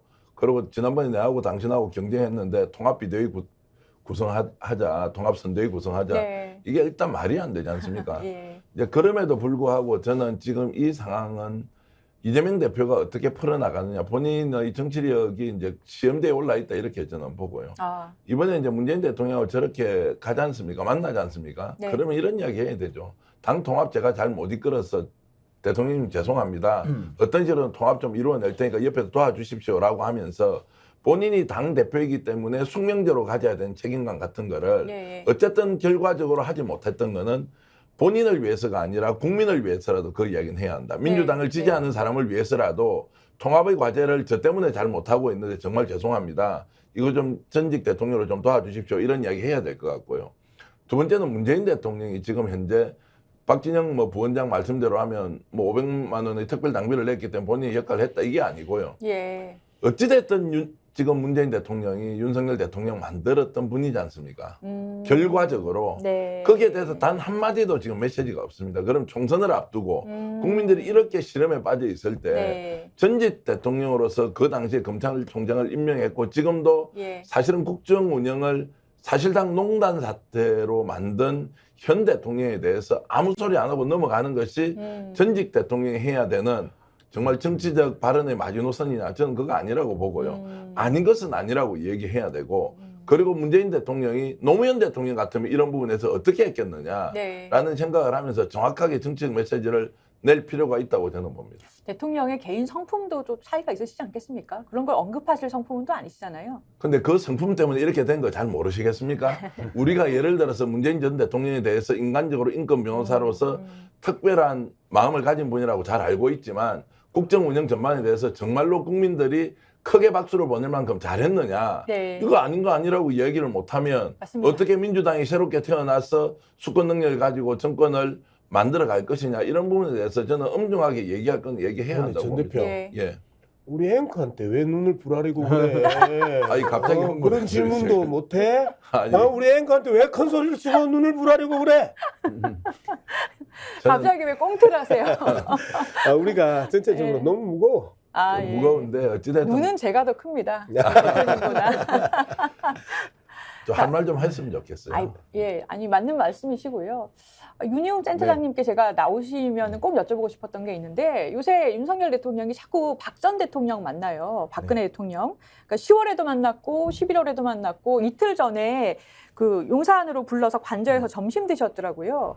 근데 이게 네. 총선에 박심이 도움이 됩니까? 실질적으로 뭐 어떤 뚜렷하게 도움이 명확히 된다고 보기는 어렵죠. 사실은 왜냐하면 박근혜 전 대통령이 이제는 과거처럼 뭐 그런 콘크리트 지지층 기반을 가지고 있는 것은 아니기 때문에 그렇지만 되돌려서 보게 되면 윤석열 대통령이 처한 상황이 사실 그만큼 다급한 상황이라는 것을 다급하다. 보여주는 것입니다. 왜냐하면 윤석열 대통령 지금 지지 기반이 굉장히 허약해지고 있다라고 하는 평가들이 있잖아요. 근데 보게 되면 뭐 중도층이 상당히 민심을 이탈했고 중도층 같은 경우 보면 정말로 보면 뭐 대통령 지금 국정평가를 해서 잘한다라고 하는 응답이 30% 초반대 중반대 나오잖아요. 그러면 중도층에서는 한 20%밖에 안 되는 거예요. 네. 중도층 평가할 때는 거의 평균치는 맞아져야 되는 것이 일반적인 것이거든요. 그런데 그럼 보수층은 굉장히 강고하냐? 그것이 아니라 보수층도 보면은 전체 한 60% 내외 정도가 윤석열 대통령에 대해서 잘한다, 일을 잘한다라고 긍정평가를 하고 있어요. 네. 통상적으로 안정적인 일반적인 시기의 대통령들은 그 진영에서는 75% 이상, 80% 가까이를 항상 끊임없이 잘한다고 하는 평가를 받는 것이 그래요? 일반적인데 한 60% 내외라는 것은 그만큼 보수층도 사실은 제가 봤을 때 흔들리고 있다, 허약해지고 있다는 것을 이제 보여주는 것입니다. 그러면 예. 박근혜 대통령, 전 대통령 계속 만난다라는 거는 태극기 부대 힘이라도 필요하다? 지금은 뭐 그 힘이 이제 아주 전 센 것은 아니라고 생각하는데 이런 거죠. 뭐냐면 지금 이제 총선이 다가오는 상황에서 뭐 이준석 신당에 대해서 평가절하하는 분들도 있습니다만은 20, 30대에 대해서 저는 이제 여전히 소구력이 있다고 생각하고 그 다음에 가능성의 하나로 TK 지역에서 공천이 어떻게 이루어지는지에 따라서 상당히 일정 정도 국민의힘에 타격을 줄 수 있는 여지가 있는 정도는 지금 기류가 있는 거예요. 그건 무슨 가능성이. 말씀이세요? TK에서 공천 학살을 하면은 오히려 국민의힘의 해가 될 수 있다? 허가 될 수 있는 거죠. 그것이 뭐 완전히 국민의힘보다 압도적으로 예. 힘이 가는 것은 아니겠습니다만은 일정 정도 의석이 한두 개라도 뺏겨도 국민의힘에서는 손실인 것이니까 기존 지지층에 오히려 집결을 방해할 수 있다. 그 국민의힘으로서는 이제 타격이 예. 될 수 있는 부분이 있는 거예요. TK 지역에 TK 예. 이제 보수의 상징이라고 할 수 있는데 물론 뭐 대구 출신 분들이 많이 있으시긴 하지만은 그래서 한동훈 비대위원장의 그 등판이 굉장히 빨라진 것도 사실 그 이유가 크다고 할 수 있어요. 그래요? 뭐냐면은 20, 30대 어쨌든 동요하는 것들 차단하고 이준석 신당으로 가려고 하는 것. 그다음에 TK 지역에서 동요할 수 있는 가능성을 좀 차단하고자 하는 마음이 컸다고 생각하고 지난번에 보면 한동훈 비대위원장이 TK 대구에 가서 굉장히 강경한 발언을 했어요. 대구 지역이 우리나라에서 어떻고 저떻게 이제 쭉 얘기를 해왔다고. 예, 맞아요. 승리를. 예. 그런 것은 그 지역에 대한 민심을 사실 다독인 부분이 있다고 할 수 있거든요. 존경한다고 했나요? 그렇죠. 그 연장선상에서 이제 윤석열 대통령이 박근혜 전 대통령을 이렇게 지속적으로 만나는 것은 그런 TK 지역에 대해서 또는 이제 보수층에 대해서 본인이 끊임없이 어느 정도 할 만큼 하고 있다라고 해서 동요를 좀 차단하고자 하는 그런 노력들을 1차적으로 해야 한다는 것이 매우 이제 강하게 지금 있는 것이에요. 그래서 그것을 지금 보여주고 있는 것이라고 해서 당장 그것 때문에 어떤 지지가 올라가거나 하는 것은 아니지만 이것이 이후에 부정적으로 영향이 커질 수 있는 부분을 네. 좀 막겠다고 하는 의도라고 해석을 해야 될 것 같아요. 지금 저는- 그 검사 중에서 그 출마 준비하고 있는 사람들 많다라고 기사도 나오고 그러고 있는데 그걸 TK에 많이 심겠다라고 공공연하게 얘기하잖아요. 근데 저는 이제 좀 다른 관점에서 좀 볼 예. 필요도 있어요. 윤과 박의 그 만남은 박이 좋아하겠어요? 그 피의자셨잖아요. 네, 수사 받았던. 자꾸 찾아오는 거를 좋아하겠냐고요. 네. 그런데 윤은 계속해서 가야 돼요. 예. 왜? 윤은 이번 총선에서 기여하는 바가 없어요. 존재 자체가 부담이고 존재 자체가 그 간표 요인이에요. 그러면 자기도 정치적으로 뭔가는 해야 되는데 할 수 있는 게 아무것도 없어. 하려고 하면 본인이 수사받아야 되고 부인이 수사받아야 되고 장모는 더 그 많은 수사를 받아야 되는데 본부장 리스크가 있기 때문에 본인이 할 수 있는 정치적 행위, 총선에서 승리할 수 있는 어떤 행위도 할 수가 없어. 오로지 검찰을 통해 가지고 이재명 그 잡아 넣어라라고 하는 압력 외에 긍정적인 시너지 효과를 그 발생시킬 수 있는 내용이 없는데 딱 한계가 있는 거야. 네. 서울시장 찾아가거나 박근혜 찾아가거나. 그러면서 보수 결집이라는 예. 그 중도 확장은 그 못하지만 떠났던 민심, 보수 민심들 자신을 찍어줬던 그 이 이직들의 결집시키는 데 있어서 뭔가는 해야 된다. 그리고 할 수 있는 게 서울시장 찾아가는 거하고 박 찾아가는 것밖에 없는 거예요. 그렇기 때문에 저 행위가 계속해서 나오는데 지난해만 해도 그 서너 차례 만났었잖아요. 그리고 그 힘들면 서울시장 갔었잖아요. 네, 맞아요. 여론조사 그 떨어지면 떨어질수록 계속 서울시장 갔었잖아요. 대구 아니면 갈 데가 없고 대구 아니면 딱히 환영해주지 않고 환영해줘서 갔는데 뒤통수 맞고 자갈치 시장 가가지고 끝나고 나서 자갈치 그 상인들한테 욕 엄청나게 쳐먹었잖아요. 이런 부분들이 그래서 대구가 가장 안전한 거야. 네. 그리고 뒷말도 안 나오고. 제가 이게 굉장히 좀 서글퍼요. 저도 대구 사람이고 여기 지금 박진영 부원장님, 정계환 대표님 다 저희 고등학교 어디 나왔냐고 서로 확인하고 했었는데요. 대구는 왜 그럴까요? 실제로 이제 모밀감을 느끼는 대구 시민도 많죠. 네. 예전에 제가 김부겸 이제 전 총리하고 한번 만났을 때 이런 이야기 했는데 본인이 한 40% 이상 득표를 했을 때가 있습니다. 그러면 맞아요. 250만 명 중에서 유권자가 한 200만 명 정도 되면 40%면 얼마입니까? 그러면 한 80만 명 정도는 어찌됐든 대구 시민들 중에서도 지금 현재 윤석열 정부를 지지하지 않는 사람들이 이제 있다는 것이죠. 맞아요. 그런데도 예. 이제 도매가로 넘어가서 마치 수구 꼴통의 본산인 것처럼 이렇게 돼 있지 않습니까? 저는 이번에 이제 박근혜 윤석열 대통령이 만나는 걸 보고는 야, 박근혜 대통령이 정말 저렇게 살아야 되나 이 생각이 딱 들더라고요. 왜냐하면 유영하 변호사 때문입니다. 네. 본인은 지난번에도 대구시장으로 유영하 변호사를 한번 밀어넣기 위해서 실제로 사저를 방문하도록 해서 어느 정도 정치적 거래를 했단 말이에요. 그때 결국 유영하 변호사가 공천을 받지 못했고 홍준표 시장이 당선이 됐지 않습니까? 네. 이번에도 유영하 변호사를 동행을 했습니다.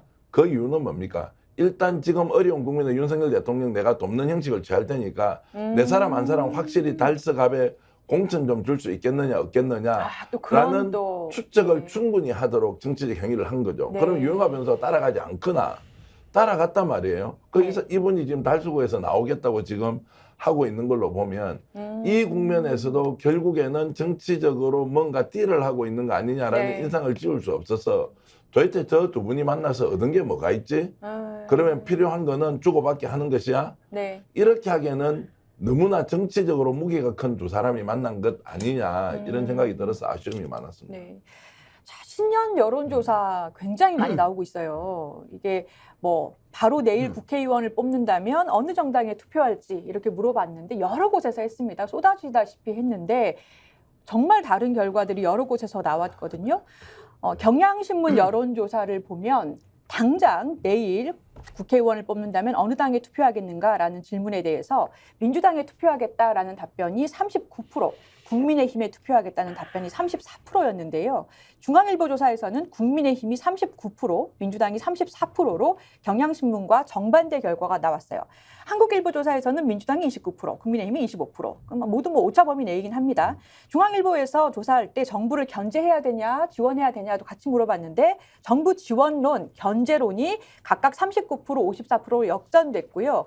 한국일보 조사에서는 여당 심판론이 52%, 그리고 야당 심판론도 48%로 거의 동일하게 나와서 중복해서 이 답변을 받았기 때문에 동시 심판해야 된다라는 것도 22%. 그래서 한국일보 진단은 뭐냐면 새해 민심은 여야 동시 심판이다라고 되어 있거든요.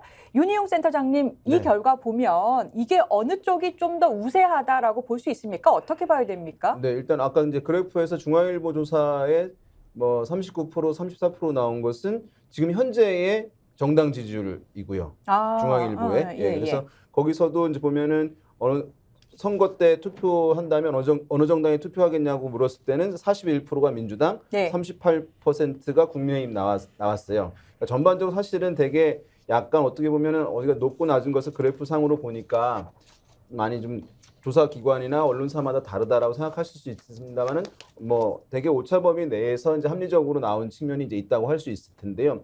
이 조사들을 이제 뭐 모든 언론사가 사실은 했어요 이번에요. 네. 전체적으로 이제 총평을 하고 그게 있는 주요한 부분을 말씀드리면 이제 이런 겁니다. 예. 지금의 정당 지지율을 이제 묻게 되면은 뭐 비슷하거나 아니면은 뭐 국민의힘이 높은 경우도 있고 민주당이 높은 경우도 있고 이제 그렇습니다. 지금의 정당 지지율 네. 혼전인 상황이죠. 그런데 이제 4월 100여일 앞으로 남아 있는 4월 총선에 대해서 이제 질문하는 것이 두 가지가 있습니다. 뭐냐면 첫 번째로는 그때 이제 기류를 물어보는데 아까 우리 이제 원장님 많이 말씀하신 이제 프레임인 것입니다. 뭐냐면은 이번 선거에서 예. 정권을 심판하기 위해서 야당 후보를 뽑아야 한다. 또는 야당에게 힘을 실어줘야 한다. 이것이 흔히 말하는 이제 정권 심판론에 동의하는 거예요. 그다음에 이번 선택지 2번을 줄 때 이번 선거 관련해 가지고 국정 안정을 위해서 여당 후보를 뽑아야 한다. 또는 여당에게 힘을 실어줘야 한다. 이제 이것이 국정 안정론인 거예요. 네. 대개 이제 선거에 왜 이 두 가지를 하냐? 선거라는 게 이제 정부 여당의 평가니까 그래 방어적으로 국정 안정론을 내세우고 공격으로 정권 견제 또는 정권 심판론을 내세우는 것입니다. 그래서 그것을 하는 것인데 이 조사를 물어봤을 때는 거의 모든 조사들이 일관되게 정권 견제 또는 정권 심판론의 기류가 높아요. 예. 그래요. 예, 높게 이제 나오고 있어. 거의 뭐 대부분 조사가 이제 나오고 있으니까 그것은 이제 확인이 되는데 그러면 또 우리가 또 다른 질문이 하나 있다고 말씀드렸잖아요. 내일이 투표일이라면 그러면 어느 정당에 투표할 것이냐라고 이제 질문을 하는 게 구체적으로. 예. 되게 요 질문은 선거에 이제 임박해서 물어보는 것이긴 한데 지금도 뭐 물어볼 수는 있는 거죠. 그런데 지금 물어봤을 때 이 조사에서는 예. 이 이제 정권 견제, 정권 심판을 위해서 야당 후보를 지원해야 한다, 뽑아야 한다라고 하면 이게 월등히 높으면 그러면 민주당이 높게 나와야 되잖아요. 그렇죠. 제가 근데 이해가 안 돼요. 거예요. 그렇지 않다는 거예요. 그러니까 기류는 있는데 그러니까 우리가 이제 되게 보면은 대통령 임기 중반에 실시되는 선거 같은 경우는 야당이 프리미엄을 얻어요. 그렇죠. 왜냐하면 야당이 자기 정당 지지율이 있어요. 그런데 당일날 우리가 생각해 보면 투표장에 들어간 사람들이 선거는 정부 여당에 대해서 평가를 하는 것이니까 이 정부가 일을 잘했다라고 생각하시는 분은 여당 후보를 뽑는데 네. 이 정부는 일을 잘 못해서 내가 회초리를 좀 들어줘야 되겠어라고 생각하시는 이제 국민들이 있을 수 있잖아요. 유권자들이 그런 사람인데 그 사람이 야당을 지지하는 사람이 아니에요. 하지만 그날은 야당 후보를 뽑는 거예요. 그러면 네. 야당 지지율 플러스 심판론이 더해지니까. 더해지는 거니까 야당은 중간평가. 항상 대부분의 선거에서 대통령 임기 중반에 실시된 선거에서는 야당이 이기는 거예요. 그래서 대개는.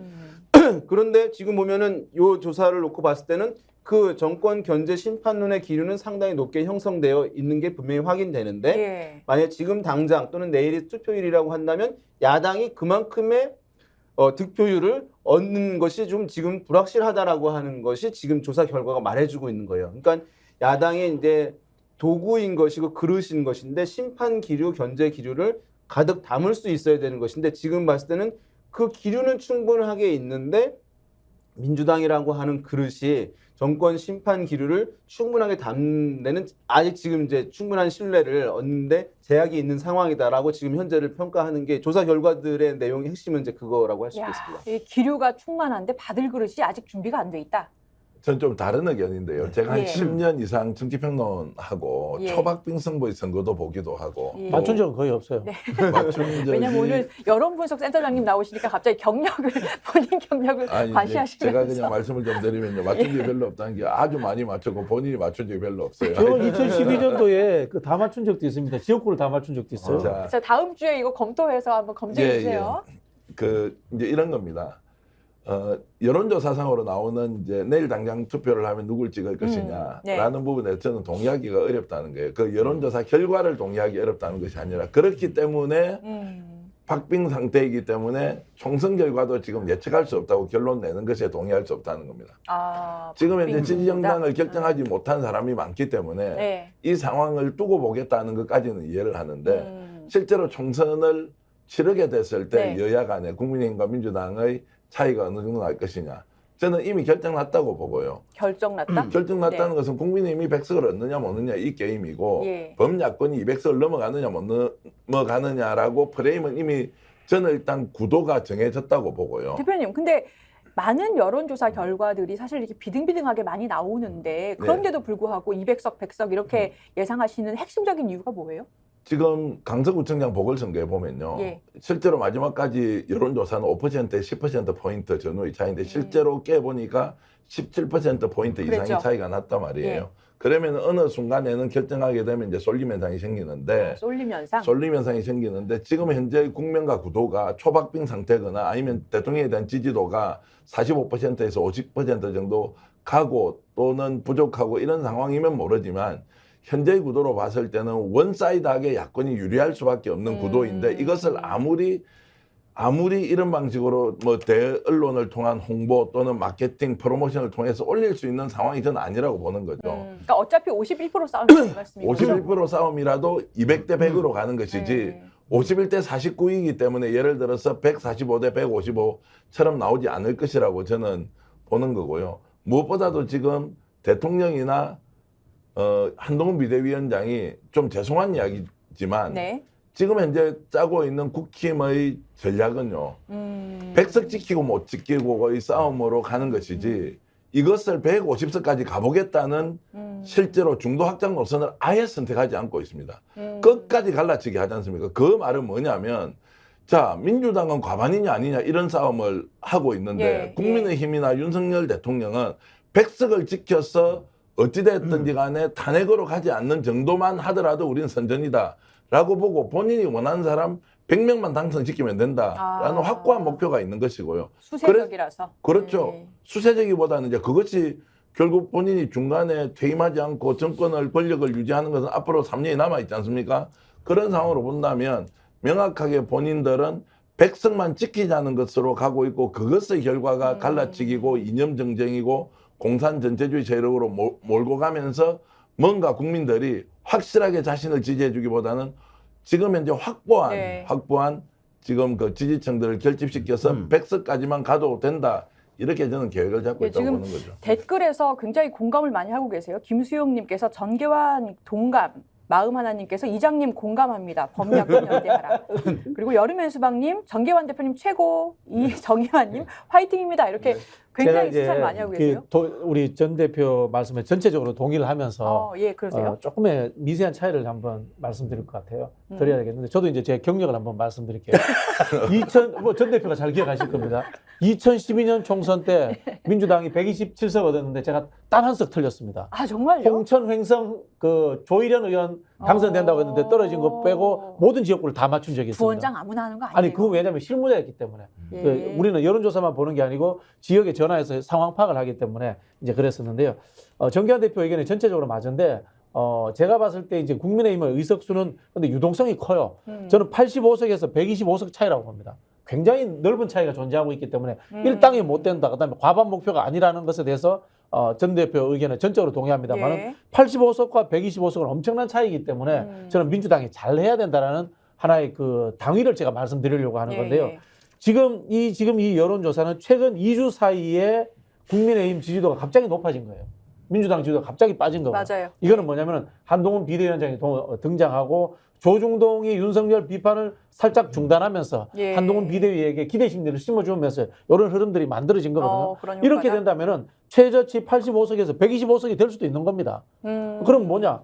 이 흐름이 저는 일시적일 거라고 봐요. 일시적일 네. 거라고 봅니다만은 민주당이 그래봤자 윤석열 지지도가 35% 반대가 60%에 굳어지고 있기 때문에 우리는 대충 지금처럼 침대 축구해도 예. 그런 결과를 갖고 올 것이라고 생각하면 안 되는 거예요. 왜? 85석과 125석은 엄청난 차이가 있기 때문에 그렇죠. 민주당은 상대를 85석을 만들기 위해서 좀 더 강한 이슈, 좀 더 강한 많은 이슈의 양 네. 이런 것들을 만들어내지 않으면은 지금 조중동이 하고 있는 언론의 양, 한동훈에 대한 칭송의 양, 칭송의 강도 이런 것에 의해서 125석이 될 수 있다는 위기의식을 저는 갖고 있어야 된다고 봅니다. 그래서 제가 이제 말씀드린 것은 지금 시점에서 실시되는 선거에서는 여당과 야당의 어떤 정당 지지율이 비슷하다라고 했을 때는 야당이 프리미엄을 얻는다는 거예요. 아. 왜냐하면 아까 네. 말씀드린 대로 투표장에 간 사람 중에 정부 여당에 대해서 내가 회초리를 들겠다고 하는 사람은 야당 지지자가 아니고 평소에 야당 지지한다고 답한 사람이 아니더라도 그날은 야당이라는 회초리를 들게 돼 있는 것이기 네, 때문에 네. 야당은 실제 평소에 갖는 지지율보다 총선의 선거에서의 득표율은 더 높아지기 때문에 야당은 프리미엄을 얻는다. 이제 그것이 제가 이제 말씀을 드리는 것이고 네. 그래서 이제 사실은 유리한 것이죠. 민주당이 상당히 이제 유리하고 그 기류도 충분한 것이고 다만 이제 그럼에도 불구하고 아까 말씀드린 대로 그러면 당장 투표율이라고 했을 때는 격차가 사실 생각보다 크다는 거예요. 네, 그 기류를 뭐 똑같이 나와야 된다는 것은 아니지만 제법 이제 격차가 크기 때문에 민주당이 만약에 이 기류를 전체적으로 쓸어담기 위해서는 추가적인 쇄신이나 혁신하는 플러스 모습 이런 알파가. 것들이 이제 더 있어야 된다는 것이고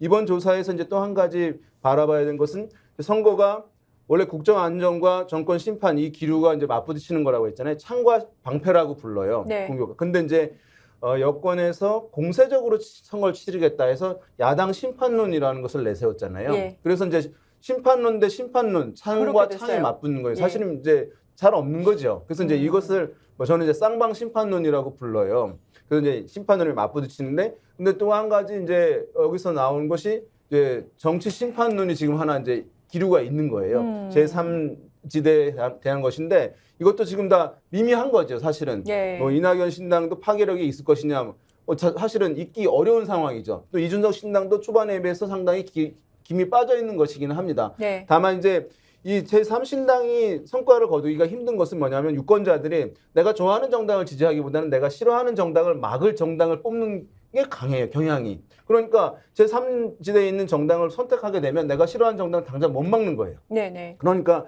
제3신당이 처음에는 효과를 얻지 못하는데 만약에 1당과 2당의 불만이 이제 어떤 선거 캠페인 기간 때 높아지고 제3신당들이 또 여기 뽑아주면은 어디선 당선도 될 수 있겠네라고 하는 느낌이 들면 그 세력이 더 커질 수 있는 것이거든요. 네. 그러니까 사실은 제3신당 지금 봤을 때는 이렇게 이제 아무것도 아닌 것처럼 보이지만은 1당과 2당에 타격을 줄 기류도 충분하게 또 있는 그런 상황이어서 그것이 이제 어느 정도인지 따라서 1당, 2당이 독자적으로 과반을 얻느냐, 네. 그렇지 못하느냐 영향을 줄 수 있는 가능성은 충분히 있다고 할 수가 있어요. 그래서 조사들 보게 되면 정부 여당에 대한 심판 기류도 있지만 또는 야당에 대한 심판 기류도 있지만 아까 말씀하신 대로 두 세력 모두에게 심판해야 된다는 기류가 충분히 있는 것이거든요. 그 기류들이 사실 어떤 정당으로 모아지게 네, 될 경우에는 우리가 평상적으로 해왔던 예측과는 좀 달라진 결과들 나올 수 있는 상황이에요.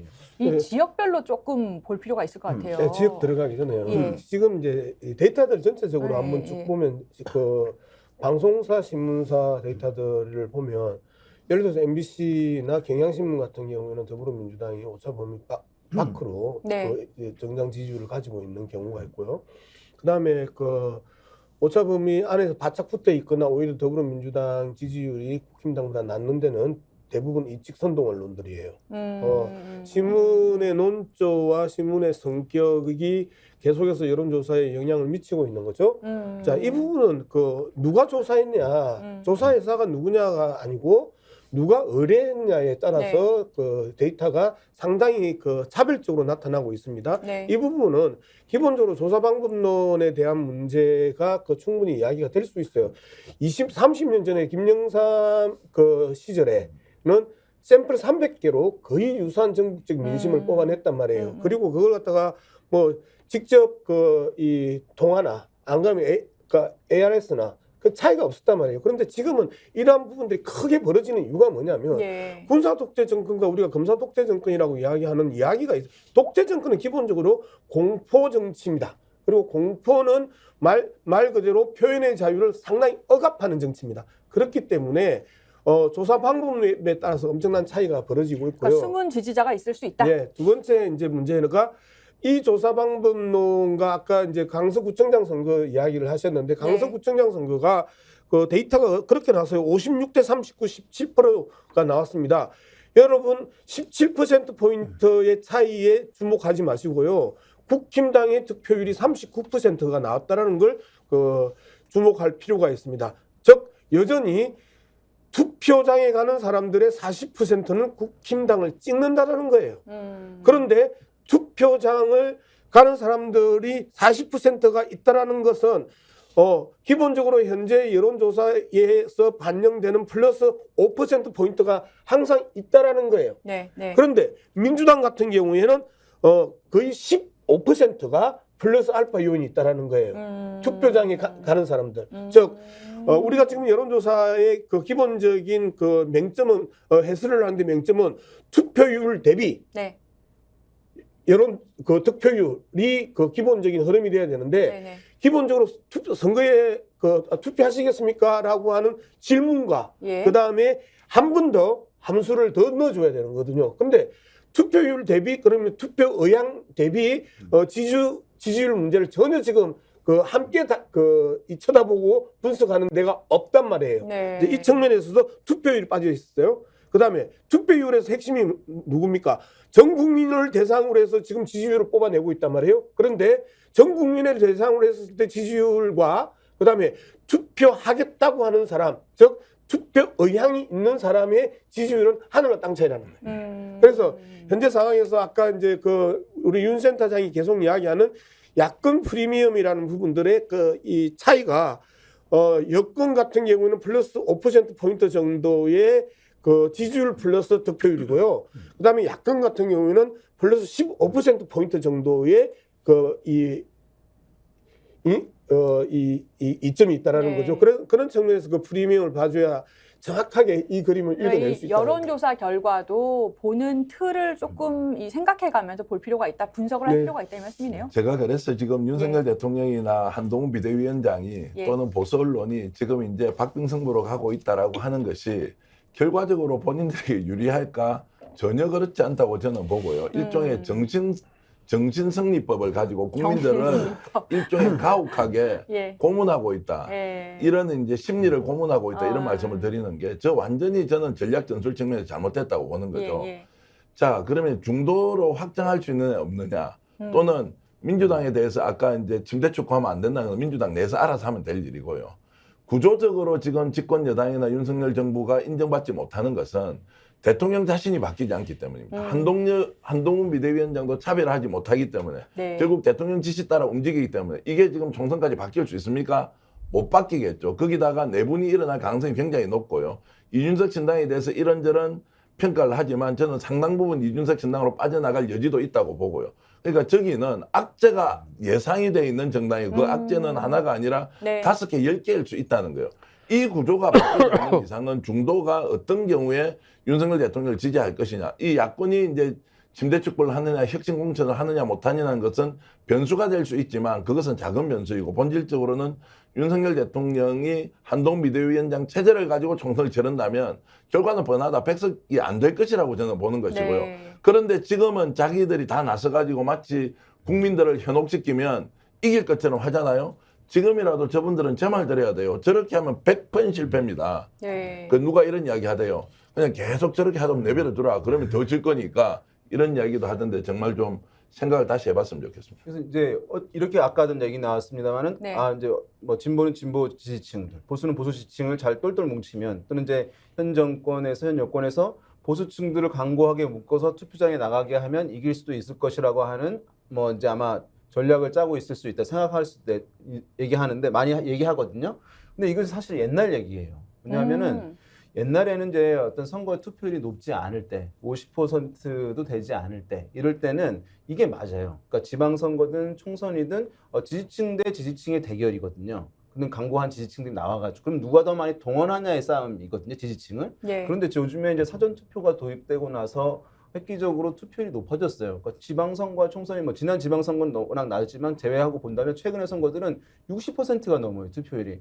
투표율 60%가 넘는다는 것은 무슨 말이냐 하면 정치에 관심이 평소에 좀 적었던 분들, 그러니까 중도층들, 무당층들도 대거 투표장에 나온다는 것이거든요. 그러니까 어느 진영의 우리 지지층만 똘똘 뭉치게 하는 선거 전략으로는 사실 총선이나 지방선거에 승리하기 어려운 것이거든요. 예. 그러니까 중도층들이 어떻게 다가갈 것인가라고 하는 전략을 하지 않으면 이분들은 정치에 관심이 떨어지기 때문에 사실 시간도 충분히 갖고 접근해야 되는 거예요. 선거 임박해서는 또 안 되는 것들이거든요. 네. 그랬을 때 봤을 때는 지금 이제 한동훈 비대위원장 여권에서 하는 것은 보수층 중도층에는 효과가 이제 일정 부분 있을 것 같아요.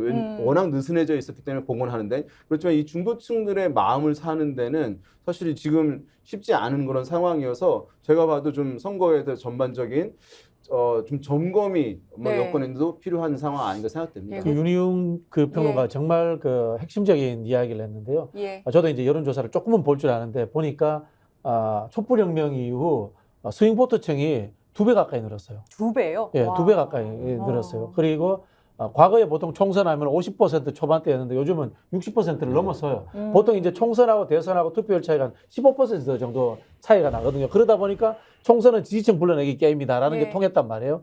근데 지금 과거에 이제 기울어진 운동장은 해소된 것 같아요.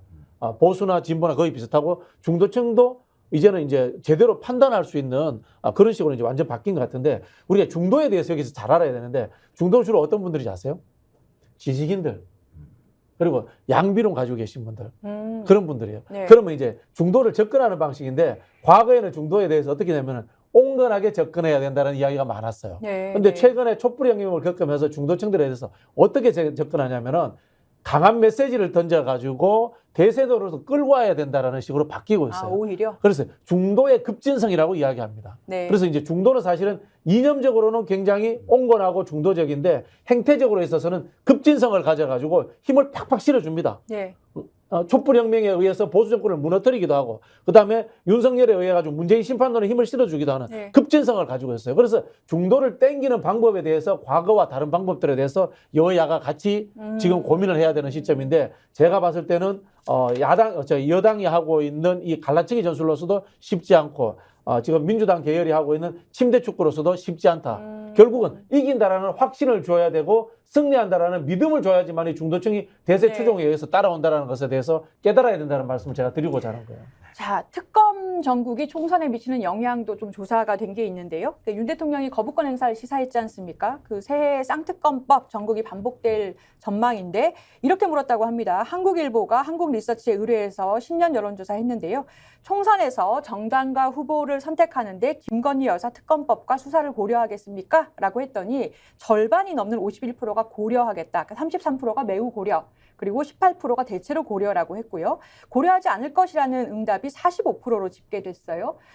그런데 이재명 대표 같은 질문을 바꿔서 이재명 대표의 재판 결과를 총선 투표할 때 고려하시겠습니까? 라고 했더니 48%, 고려하겠다, 고려하지 않겠다가 똑같이 나왔다라고 합니다. 자, 이 김건희 여사 특검법을 어떻게 볼 것이냐를 총선에 고려하겠다라는 응답이 상당히 높이 나왔어요. 50% 넘었습니다. 윤희용 센터장님 이거 어떻게 봐야 됩니까? 일단은 그 고려하겠다라고 하는 것이 두 개. 언론사에서 사실은 이제 이런 조사를 민감한 조사를 할 때 네. 균형을 맞추게 돼요. 어떤 식으로요? 여권에도 이제 좀 이렇게 불리한 어떤 것을 하나 한다면 야권에도 좀 비슷한 것을 이제 하게 되는 것이거든요. 질문을 구성할 때 네, 한쪽에만 하게 되면 그러니까 그래서 사실은 이제 이렇게 두 사안이 이제 있기도 하겠습니다만은 그래서 이제 김건희 여사 특검법 관련해서는 최근에 나온 것이니까 이제 그것만 묶이는 그러니까 이재명 대표 재판 결과도 같이 이제 해서 균형을 좀 맞춘 것으로 보여집니다. 제가 봤을 때는. 근데 이제 고려하겠다라고 하는 응답은 김건희 여사 특검법 관련해서는 51%, 이재명 대표 재판 결과 고려하겠다는 건 48%니까 네. 사실은 수치상은 이제 김건희 여사 것이 더 높기는 합니다만 또 뭐 오차 범위를 고려하면 이제 비슷한 수준이라고 이제 할 수가 있겠고 어쨌든 양쪽 다 고려하는데 그것을 고려하겠다고 하는 응답은 김건희 여사 특검법 고려하겠다는 것은 이제 민주당이나 중도층이겠고 이재명 대표 재판 결과를 고려하겠다는 것은 뭐 일부 중도층과 보수층이겠죠. 사실 이제 이것은 예상할 수 있는 것이긴 할 텐데 그러면 똑같은 것이냐라고 볼 수가 있을 것 같아요. 근데 이제 매우 고려하겠다라고 하는 것을 보면은 김건희 여사 특검 같은 경우는 33%, 이재명 대표 재판 결과는 28%. 이것도 오차범위 내기는 하지만 수치상은 이제 조금씩 차이가 나는 부분이긴 한데 그런데 이재명 대표 관련한 것들은 사실은 상당한 기간 동안 끌어온 부분이란 말이에요. 예. 근데 김건희 여사 특검법 관련해서 이제 최근에 이제 불거진 그런 사안인 것이니까 사실 어떻게 보면은 이슈의 파급성 뭐 이런 것을 봤을 때는 김건희 여사 특검법 관련한 것이 지금 갓 떠오른 이슈이기 때문에 네. 이번 총선 전국에서는 사실은 더 영향을 주는 요인이라고 보는 것이 합리적일 수 있을 것 같아요. 이재명 대표 최신 거는 이슈이기 때문에. 여전히 영향을 주지만 오랫동안 계속 이제 있어 왔던 것이기 때문에 그런 면에서 이제 이제 김건희 여사 특검법 관련해서 여권의 대응이 어떻게 되느냐 여부 이거에 따라서 사실 선거 결과 영향을 줄 수밖에 없을 텐데 이것이 왜냐하면 이것이 불거지게 되면 한켠에서는 이것만 만약에 야권에서 가지고 물고 늘어질 경우에 역풍이 있을 수 있을 것이다라고 하는 시각도 일각에 있긴 있어요. 아, 그래요? 근데 어쨌든 간에 이것을 하게 되면은 이제 여권 입장에서 뭐냐면 다른 캠페인이 어려워져요. 그러니까 캠페인이라고 하는 것은 선거에서 우리를 찍어주세요. 왜냐하면 우리는 이러이러한 사람들이니까라고 하는 것을 끊임없이 얘기하는 게 선거 캠페인이거든요. 근데 이 특검법 관련해서 방어를 계속 해야 된다거나 부인을 하게 되면 원래 할 얘기를 할 수가 없어요. 예. 할 얘기가 지면이라든가 미디어를 통해서 대중에게 전달되지 않는 것입니다. 그러니까 선거 캠페인 자체가 어려워짐이 있을 수 있기 때문에 이 사안 처리 여부가 사실은 이번 선거에서 여권에서는 뭐 매우 이제 영향을 주는 요인이라고 할 수밖에 없을 것 같아요. 네, 저 네. 부분 이제 방금 네. 저 질문만 갖고 보면 이게 이제 조사 방법론이거든요. 예를 들어서 김건희 특검만 물어봤었으면 그 소신 대답이에요. 그렇죠? 그런데 이재명까지 물어보니까 소신 플러스 지지 성향이 겹친단 말이에요. 이제 이런 부분이고 그다음에 이재명이 문제를 먼저 물어봤고 네. 김건희를 뒤로 물어보는 거하고 네. 김건희를 먼저 물어보고 뒤에 이재명을 물어보는 거에 따라서 네. 소신 발언만 하는 건지 지지 성향을 하는 건지 예. 이재명 문제는 지지 성향이에요. 그런데 김건희 문제는 소신의 문제란 말이에요. 예. 이런 부분에 있어서 그 데이터가 전혀 다르게 나올 수 있다는 부분이고요. 두 번째, 단일 사안과 누적 그 상황입니다.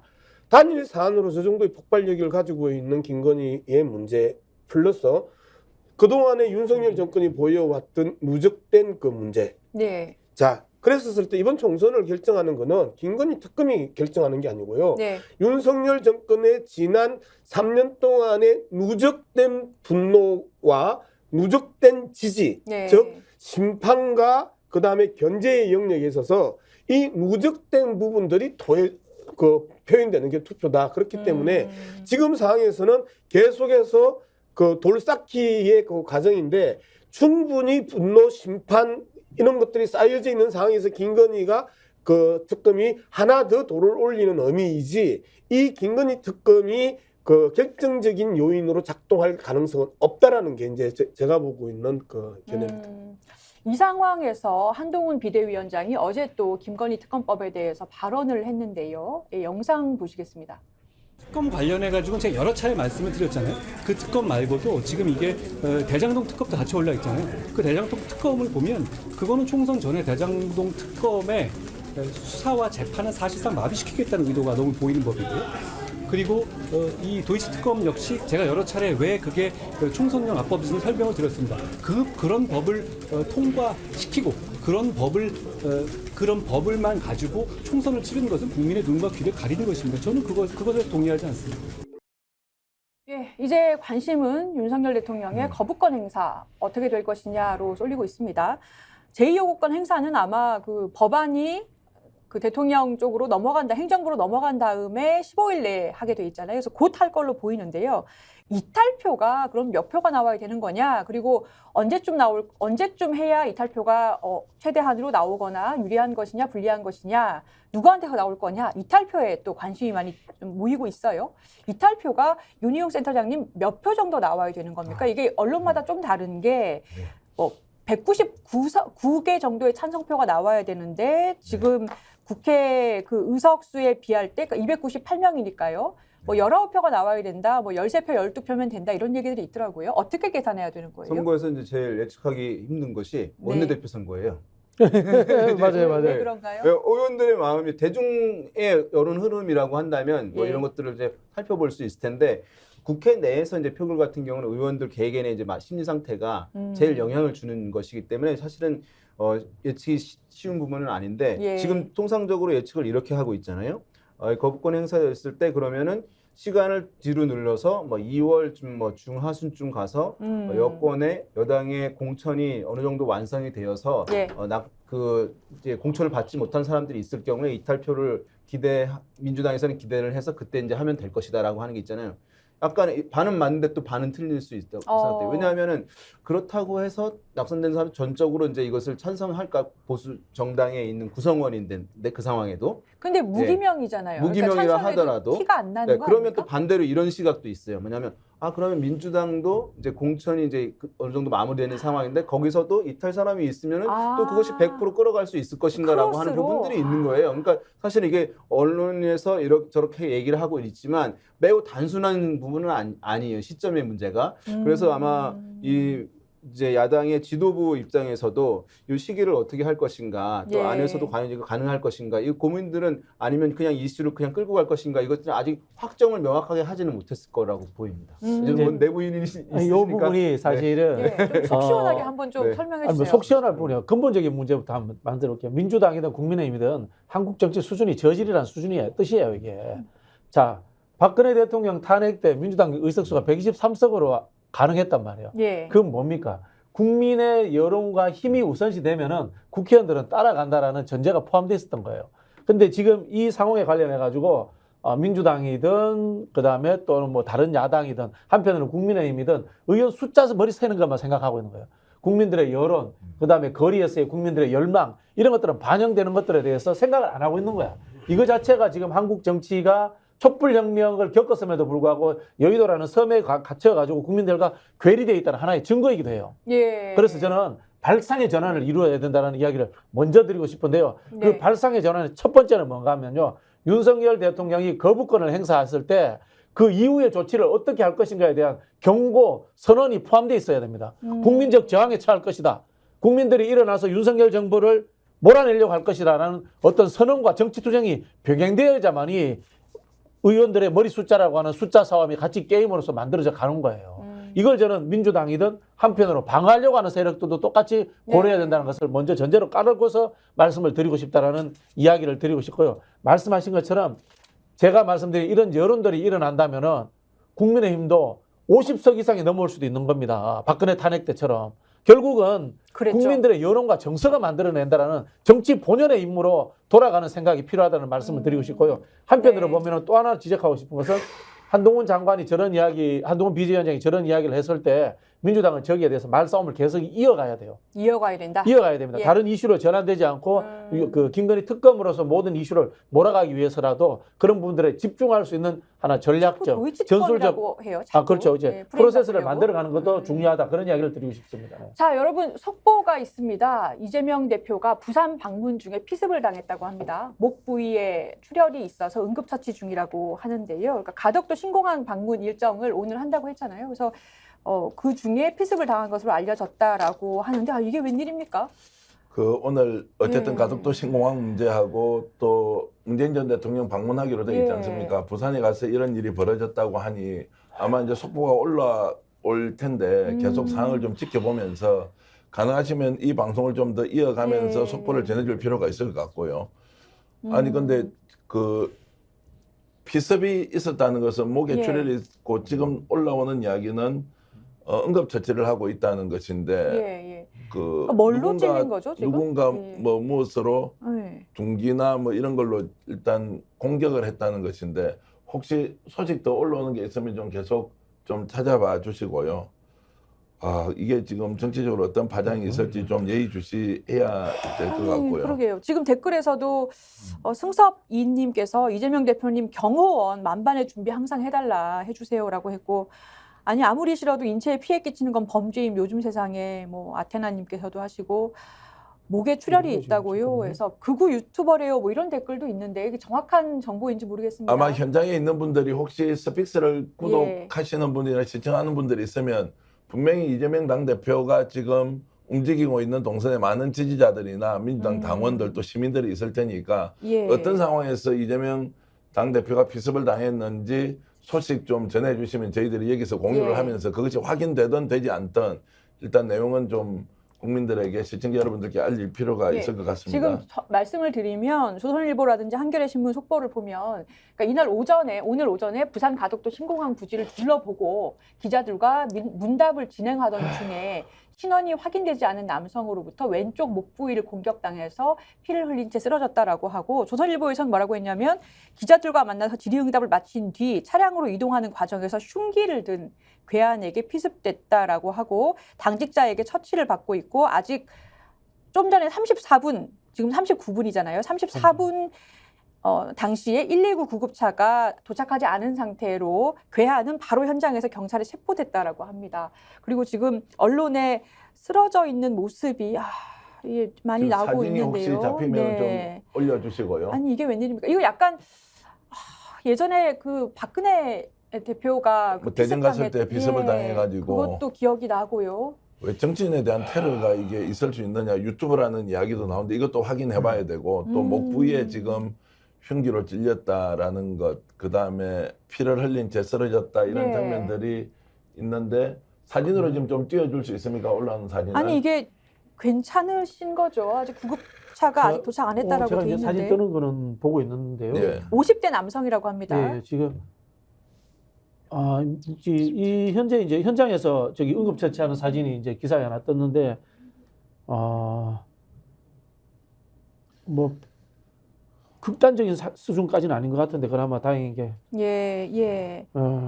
그렇네요. 참. 아니 이게 부위가 좋지 않아요. 그리고 이 목 부위라는 거는 이거는 법적으로 보면 살인미수입니다. 살인미수. 살인미수죠, 그죠? 이게 뭐 이제 어느 정도의 이 깊이건 간에 부위가 중요한 거거든요. 심장, 뭐 얼굴, 목, 머리 이런 부분은 사실 사람이 치명상을 입을 수 있기 때문에 이 굉장히 죄질이 굉장히 나쁜 건데 그 하나는 이게 경호 문제가 이게 흉기를 들고 다가갔다고 하는데 이게 이럴 수가 있는 겁니까? 자, 일단 지금 올라온 뭐 부산일보 보도 내용 좀 공유해드리면요. 이재명 대표가 2일 오전에 부산 가덕도 신공항 부지를 둘러본 뒤 기자들과 문답을 진행하던 중에 50대 남성으로부터 왼쪽 목 부위에 공격을 당했고 피를 흘린 채 쓰러졌다. 그리고 피습 용의자는 현장에서 검거가 됐고 흉기를 소지하고 있던 것을 확인했다. 이 정도가 지금 이제 보도에 올라오는데요. 예. 그 사진이 준비된 대로 저희들이 한번 띄워볼 테고요. 왜 이런 일이 벌어졌는지 또 그 현장 상황에서 통상적으로 당 대표가 가면 경호원들이 붙지 않습니까, 박진영 부원장?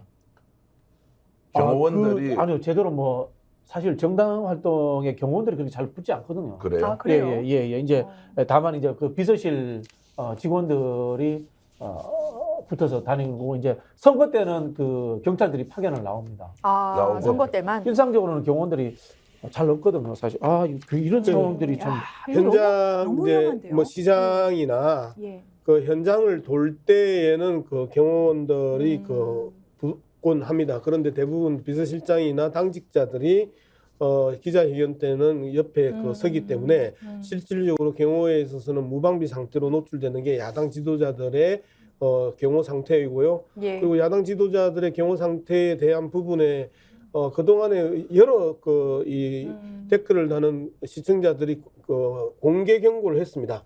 예. 이재명 대표에 대한 인체 테러에 대한 걱정들을 계속하면서 작년 하반기부터 지속적으로 이재명 대표의 경호를 강화해야 된다라는 많은 이야기들이 나왔는데 예. 이재명 대표의 경호 문제도 마찬가지로 기자회견 공간에 있어서는 어떤 경호를 해도 그 멀찍이 떨어져 있는 상황, 즉 카메라 밖에서 경호를 해야 된단 말이에요. 저는 상황에서 아주 치밀하게 준비된 그 테러였다라고 그 판단할 수 있고요. 이러한 테러들이 오히려 상당히 그 정치적 그 쟁점으로 올라올 수 있는 가능성도 있습니다. 또 그 극우 유튜브들이 자작극인이 어떠냐 할 가능성도 있고요. 그런 상황에 있어서 이 부분에 대해서는 정말 냉정하게 민주당이 하나하나 사실 확인한 이후에 기본적인 입장을 가질 필요가 있다, 정치적으로는. 그리고 구급차의 이 도착이 계속해서 지연되고 있는 것 같은데요. 5분 이상 지금 흐른 거잖아요. 지금 7분에서 8분 정도 진행됐는데 아직까지 구급차의 그 실렸다라는 이야기가 없는 것, 이 부분들도 상당히 우리를 불안하게 만드는 요소입니다. 맞습니다. 지금 그렇네요. 네. 사진을 저희가 찾기는 했는데 피가 보여서 지금 방송은 조금 어려울 것 같습니다. 저희가 눈으로 확인하고 있는 사진을 보면 그 목 부위를 잡고 바닥에 쓰러져 있고 옆에 당직자들이 그 목 부위를 손으로 누르는 모습을 볼 수 있는데요.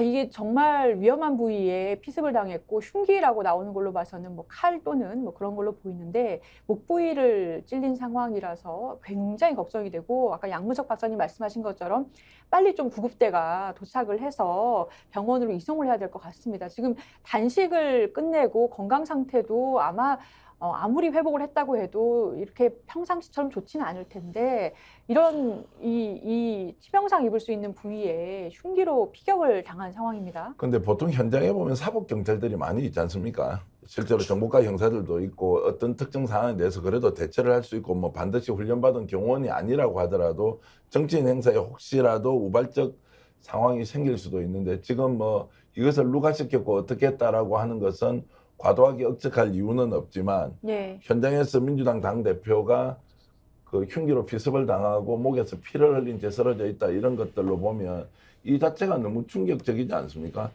일단 이 부분에서는 경찰 경호에 대한 문제를 이제 지적할 수밖에 네, 없는데요. 39분에 구급대 도착했다고 합니다. 예, 다행입니다. 지금 병원으로 이송 중이라고 하고요. 경찰 경호 이제 기본적으로 야당 지도자들이나 주요 정치인들이 그 지방을 방문을 하면 정보과에서 캐치해가지고 경호가나 교통 정리가 들어갑니다. 그런데 이 부분에 있어서 경찰 경호가 거의 이루어지지 않았다는 거 아니에요. 그래서 경찰 경호에 대한 문제점을 지적할 수밖에 없는 상황입니다. 그리고 지금 상황에 오마이뉴스 사진 같은 경우에는 아주 심각한 상황인 것 같아요. 오마이뉴스. 오마이뉴스 사진 같은 경우 지금 이재명 대표가 입을 벌리고 있을 정도로 고통스러워하는 정말 모습들이 걱정됩니다. 있는데요. 정치 테러 말 그대로 이번에 정말 뿌리 뽑아야 되는 인류 사이에 있어서의 가장 나쁜 행태가 드러났다는 부분이고요. 말 그대로 이 정치 테러에 대해서 정치적으로 이상한 공격들과 야유들은 그리고 조롱들 이런 부분들은 아무리 이재명 대표를 싫어한다 하더라도 좀 자제해 주시기 바라고요.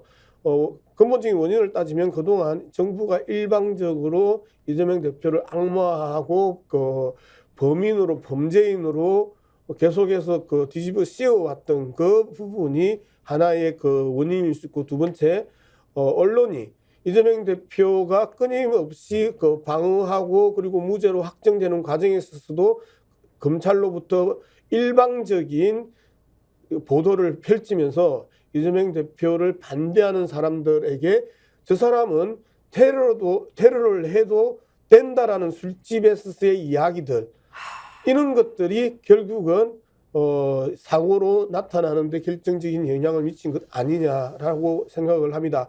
제발 제 지은만큼 욕하고 제 지은만큼 벌을 받아야 되는데요. 현재까지 이재명 대표가 지은 죄가 하나라도 확정되거나 재판에서 이 증명된 적이 없다라는 부분, 이 부분에 있어서는 저는 검찰과 이직 선동 언론들이 상당 부분 책임감을 느껴야 되는 거 아니냐 저는 그렇게 생각합니다. 현장 사진 준비되어 있습니다. 잠시 보시겠습니다. 저 정도 상태 같으면 부위가 예. 위험한데요. 그리고 그냥 스쳤거나 이런 것이 아니라 실제로 흉기로 찔러서 범인 잡혔습니다. 현장에서 검거됐습니다. 그렇게 했고 지금 뭐 과다출혈 상태다 이런 얘기도 지금 뭐 댓글로는 올라오고 있고요. 네. 지금 댓글을 사실이 보니까 아니겠지만 예. 이제 위독하다 뭐 이런 이야기도 지금 올라오고 있어서 걱정이 참 많이 되는데 예. 이게 뭐 여야 간의 경쟁이지만 야당 당 대표가 특정한 공간에서 정치 활동을 하는데 이것을 테러를 했다. 그리고 흉기로 찔렀다. 거기에 아무도 막을 수가 없었다. 예. 무방비 상태였다는 것 자체가 상상이 일단 되지 않고요. 예. 이게 오늘 지금 오전에 부산 가덕도 신공항과 관련된 현장 방문 후에 기자들을 만나서 질의응답을 하는 중에 질의응답을 마치고 차로 돌아가는 상황에서 누군가가 흉기로 목 부위를 찌르고 거기에서 이제 쓰러졌고 조금 전에 10시 한 40분경에 일단 구급차가 와서 예. 응급실로 이송이 되었다. 이런 이제 상황이 일단 정리되고 있습니다. 이런 정도면 이게 지금 우리가 이런저런 이제 전망을 하기 어렵지만 이 사람이 왜 이런 범죄를 저질렀는지, 정말 살인 미수가 되든 살인 예. 미수에 해당한 이런 범죄를 왜 저질렀을까, 이게 도무지 이해가 되지 않지 않습니까? 예, 지금 댓글에서도 뭐 여러 이제 경악을 금치 못하시게 하고, 뭐 새해부터 걱정됩니다. 제발 사람 목숨을 다 중합니다. 누가 시켰는지 조사해야 한다. 털다 안 되니 이제 별짓을 다 하네 등등 여러 가지 격앙된 반응들 나오고 있는데요. 아까 양문석 박사님 얘기하신 것처럼 지나친 혐오의 이 정치와 혐오의 이런 보도들이 부른 것은 아닌가 이런 생각도 들고, 그리고 이 최대 야당의 대표, 한나라의 야당 대표가 백주대낮에 이 칼을 맞고 바닥에 쓰러지는 일이 발생했습니다. 지금 70년대 아니고요. 2024년 새해입니다. 정말 믿을 수 없는 일이 발생했네요. 예, 이러한 정치 테러 부분에 있어서 이제 우리가 좀 짚어봐야 되는 게, 첫 번째, 야당 대표입니다. 그리고 제대 정당의 대표가 부산에 왔습니다. 그러면 기본적으로 부산경찰청은 경호에 대한 문제를 책임지고 여기에 대한 책임을 져야 될 부분이 있습니다. 저는 공권력의 경호 실패가 1차적이다라고 이제 보는 것이고요. 두 번째, 말씀드렸던 것처럼 한 정치인을 끊임없이 혐오의 대상으로 악마화시키는 과정에 있어서 아무런 양심과 죄책감 없이 일방적으로 자신들의 이익 패거리들을 옹호하기 위한 무절제하고 남발되는 이 보도들이 결국은 이러한 사건까지 갔다. 그냥 네. 그 보도에 따르면 술자리에서 저 새끼 죽여버리고 싶어, 이러한 표현들이 일상적으로 나올 수 있도록 만들었던 언론과 현 정권 그리고 검찰은 이 부분에서 기본적인 책임을 져야 된다고 저는 생각을 합니다. 네, 정말 안타깝습니다. 그리고 이재명 대표 건강을 걱정하고 빠른 회복을 기원하겠습니다. 정말 너무 충격적인 일이 발생했네요. 일정이 굉장히 많으실 텐데 지금 병원으로 이송은 됐다고 하고요. 그리고 괴한도 현장에서 체포가 됐다고 합니다. 이 일은 정말 명명백백하게 수사를 해서 어떻게 된 일인지 밝혀야 될 것이고, 무엇보다 이런 정도의 경호 시스템도 굉장히 문제인 것 같습니다. 자, 오늘 시간 관계상 저희 여기서 방송 마쳐야 될 것 같습니다. 오늘 특검법 이슈도 좀 살펴보고 설문조사 그리고 그 대통령의 신년사 부분 살펴봤는데요. 지금까지 양문석 정치학 박사님, 박진영 민주연구원 부원장, 윤희웅 오피니언 라이브 여론분석 센터장, 그리고 정계환 대표님 함께했습니다. 감사합니다. 네, 내일 안내드리겠습니다. 내일 9시 유시민 작가와 특별 인터뷰가 생방송으로 진행됩니다. 유시민 작가님을 모시고 최경영 기자 그리고 제가 3인이서 3인 특별 인터뷰를 진행합니다. 내일도 정치 분석 9시부터 10시 40분까지 라이브로 진행됩니다. 변함없는 시청과 많은 관심 부탁드립니다. 여러분 고맙습니다.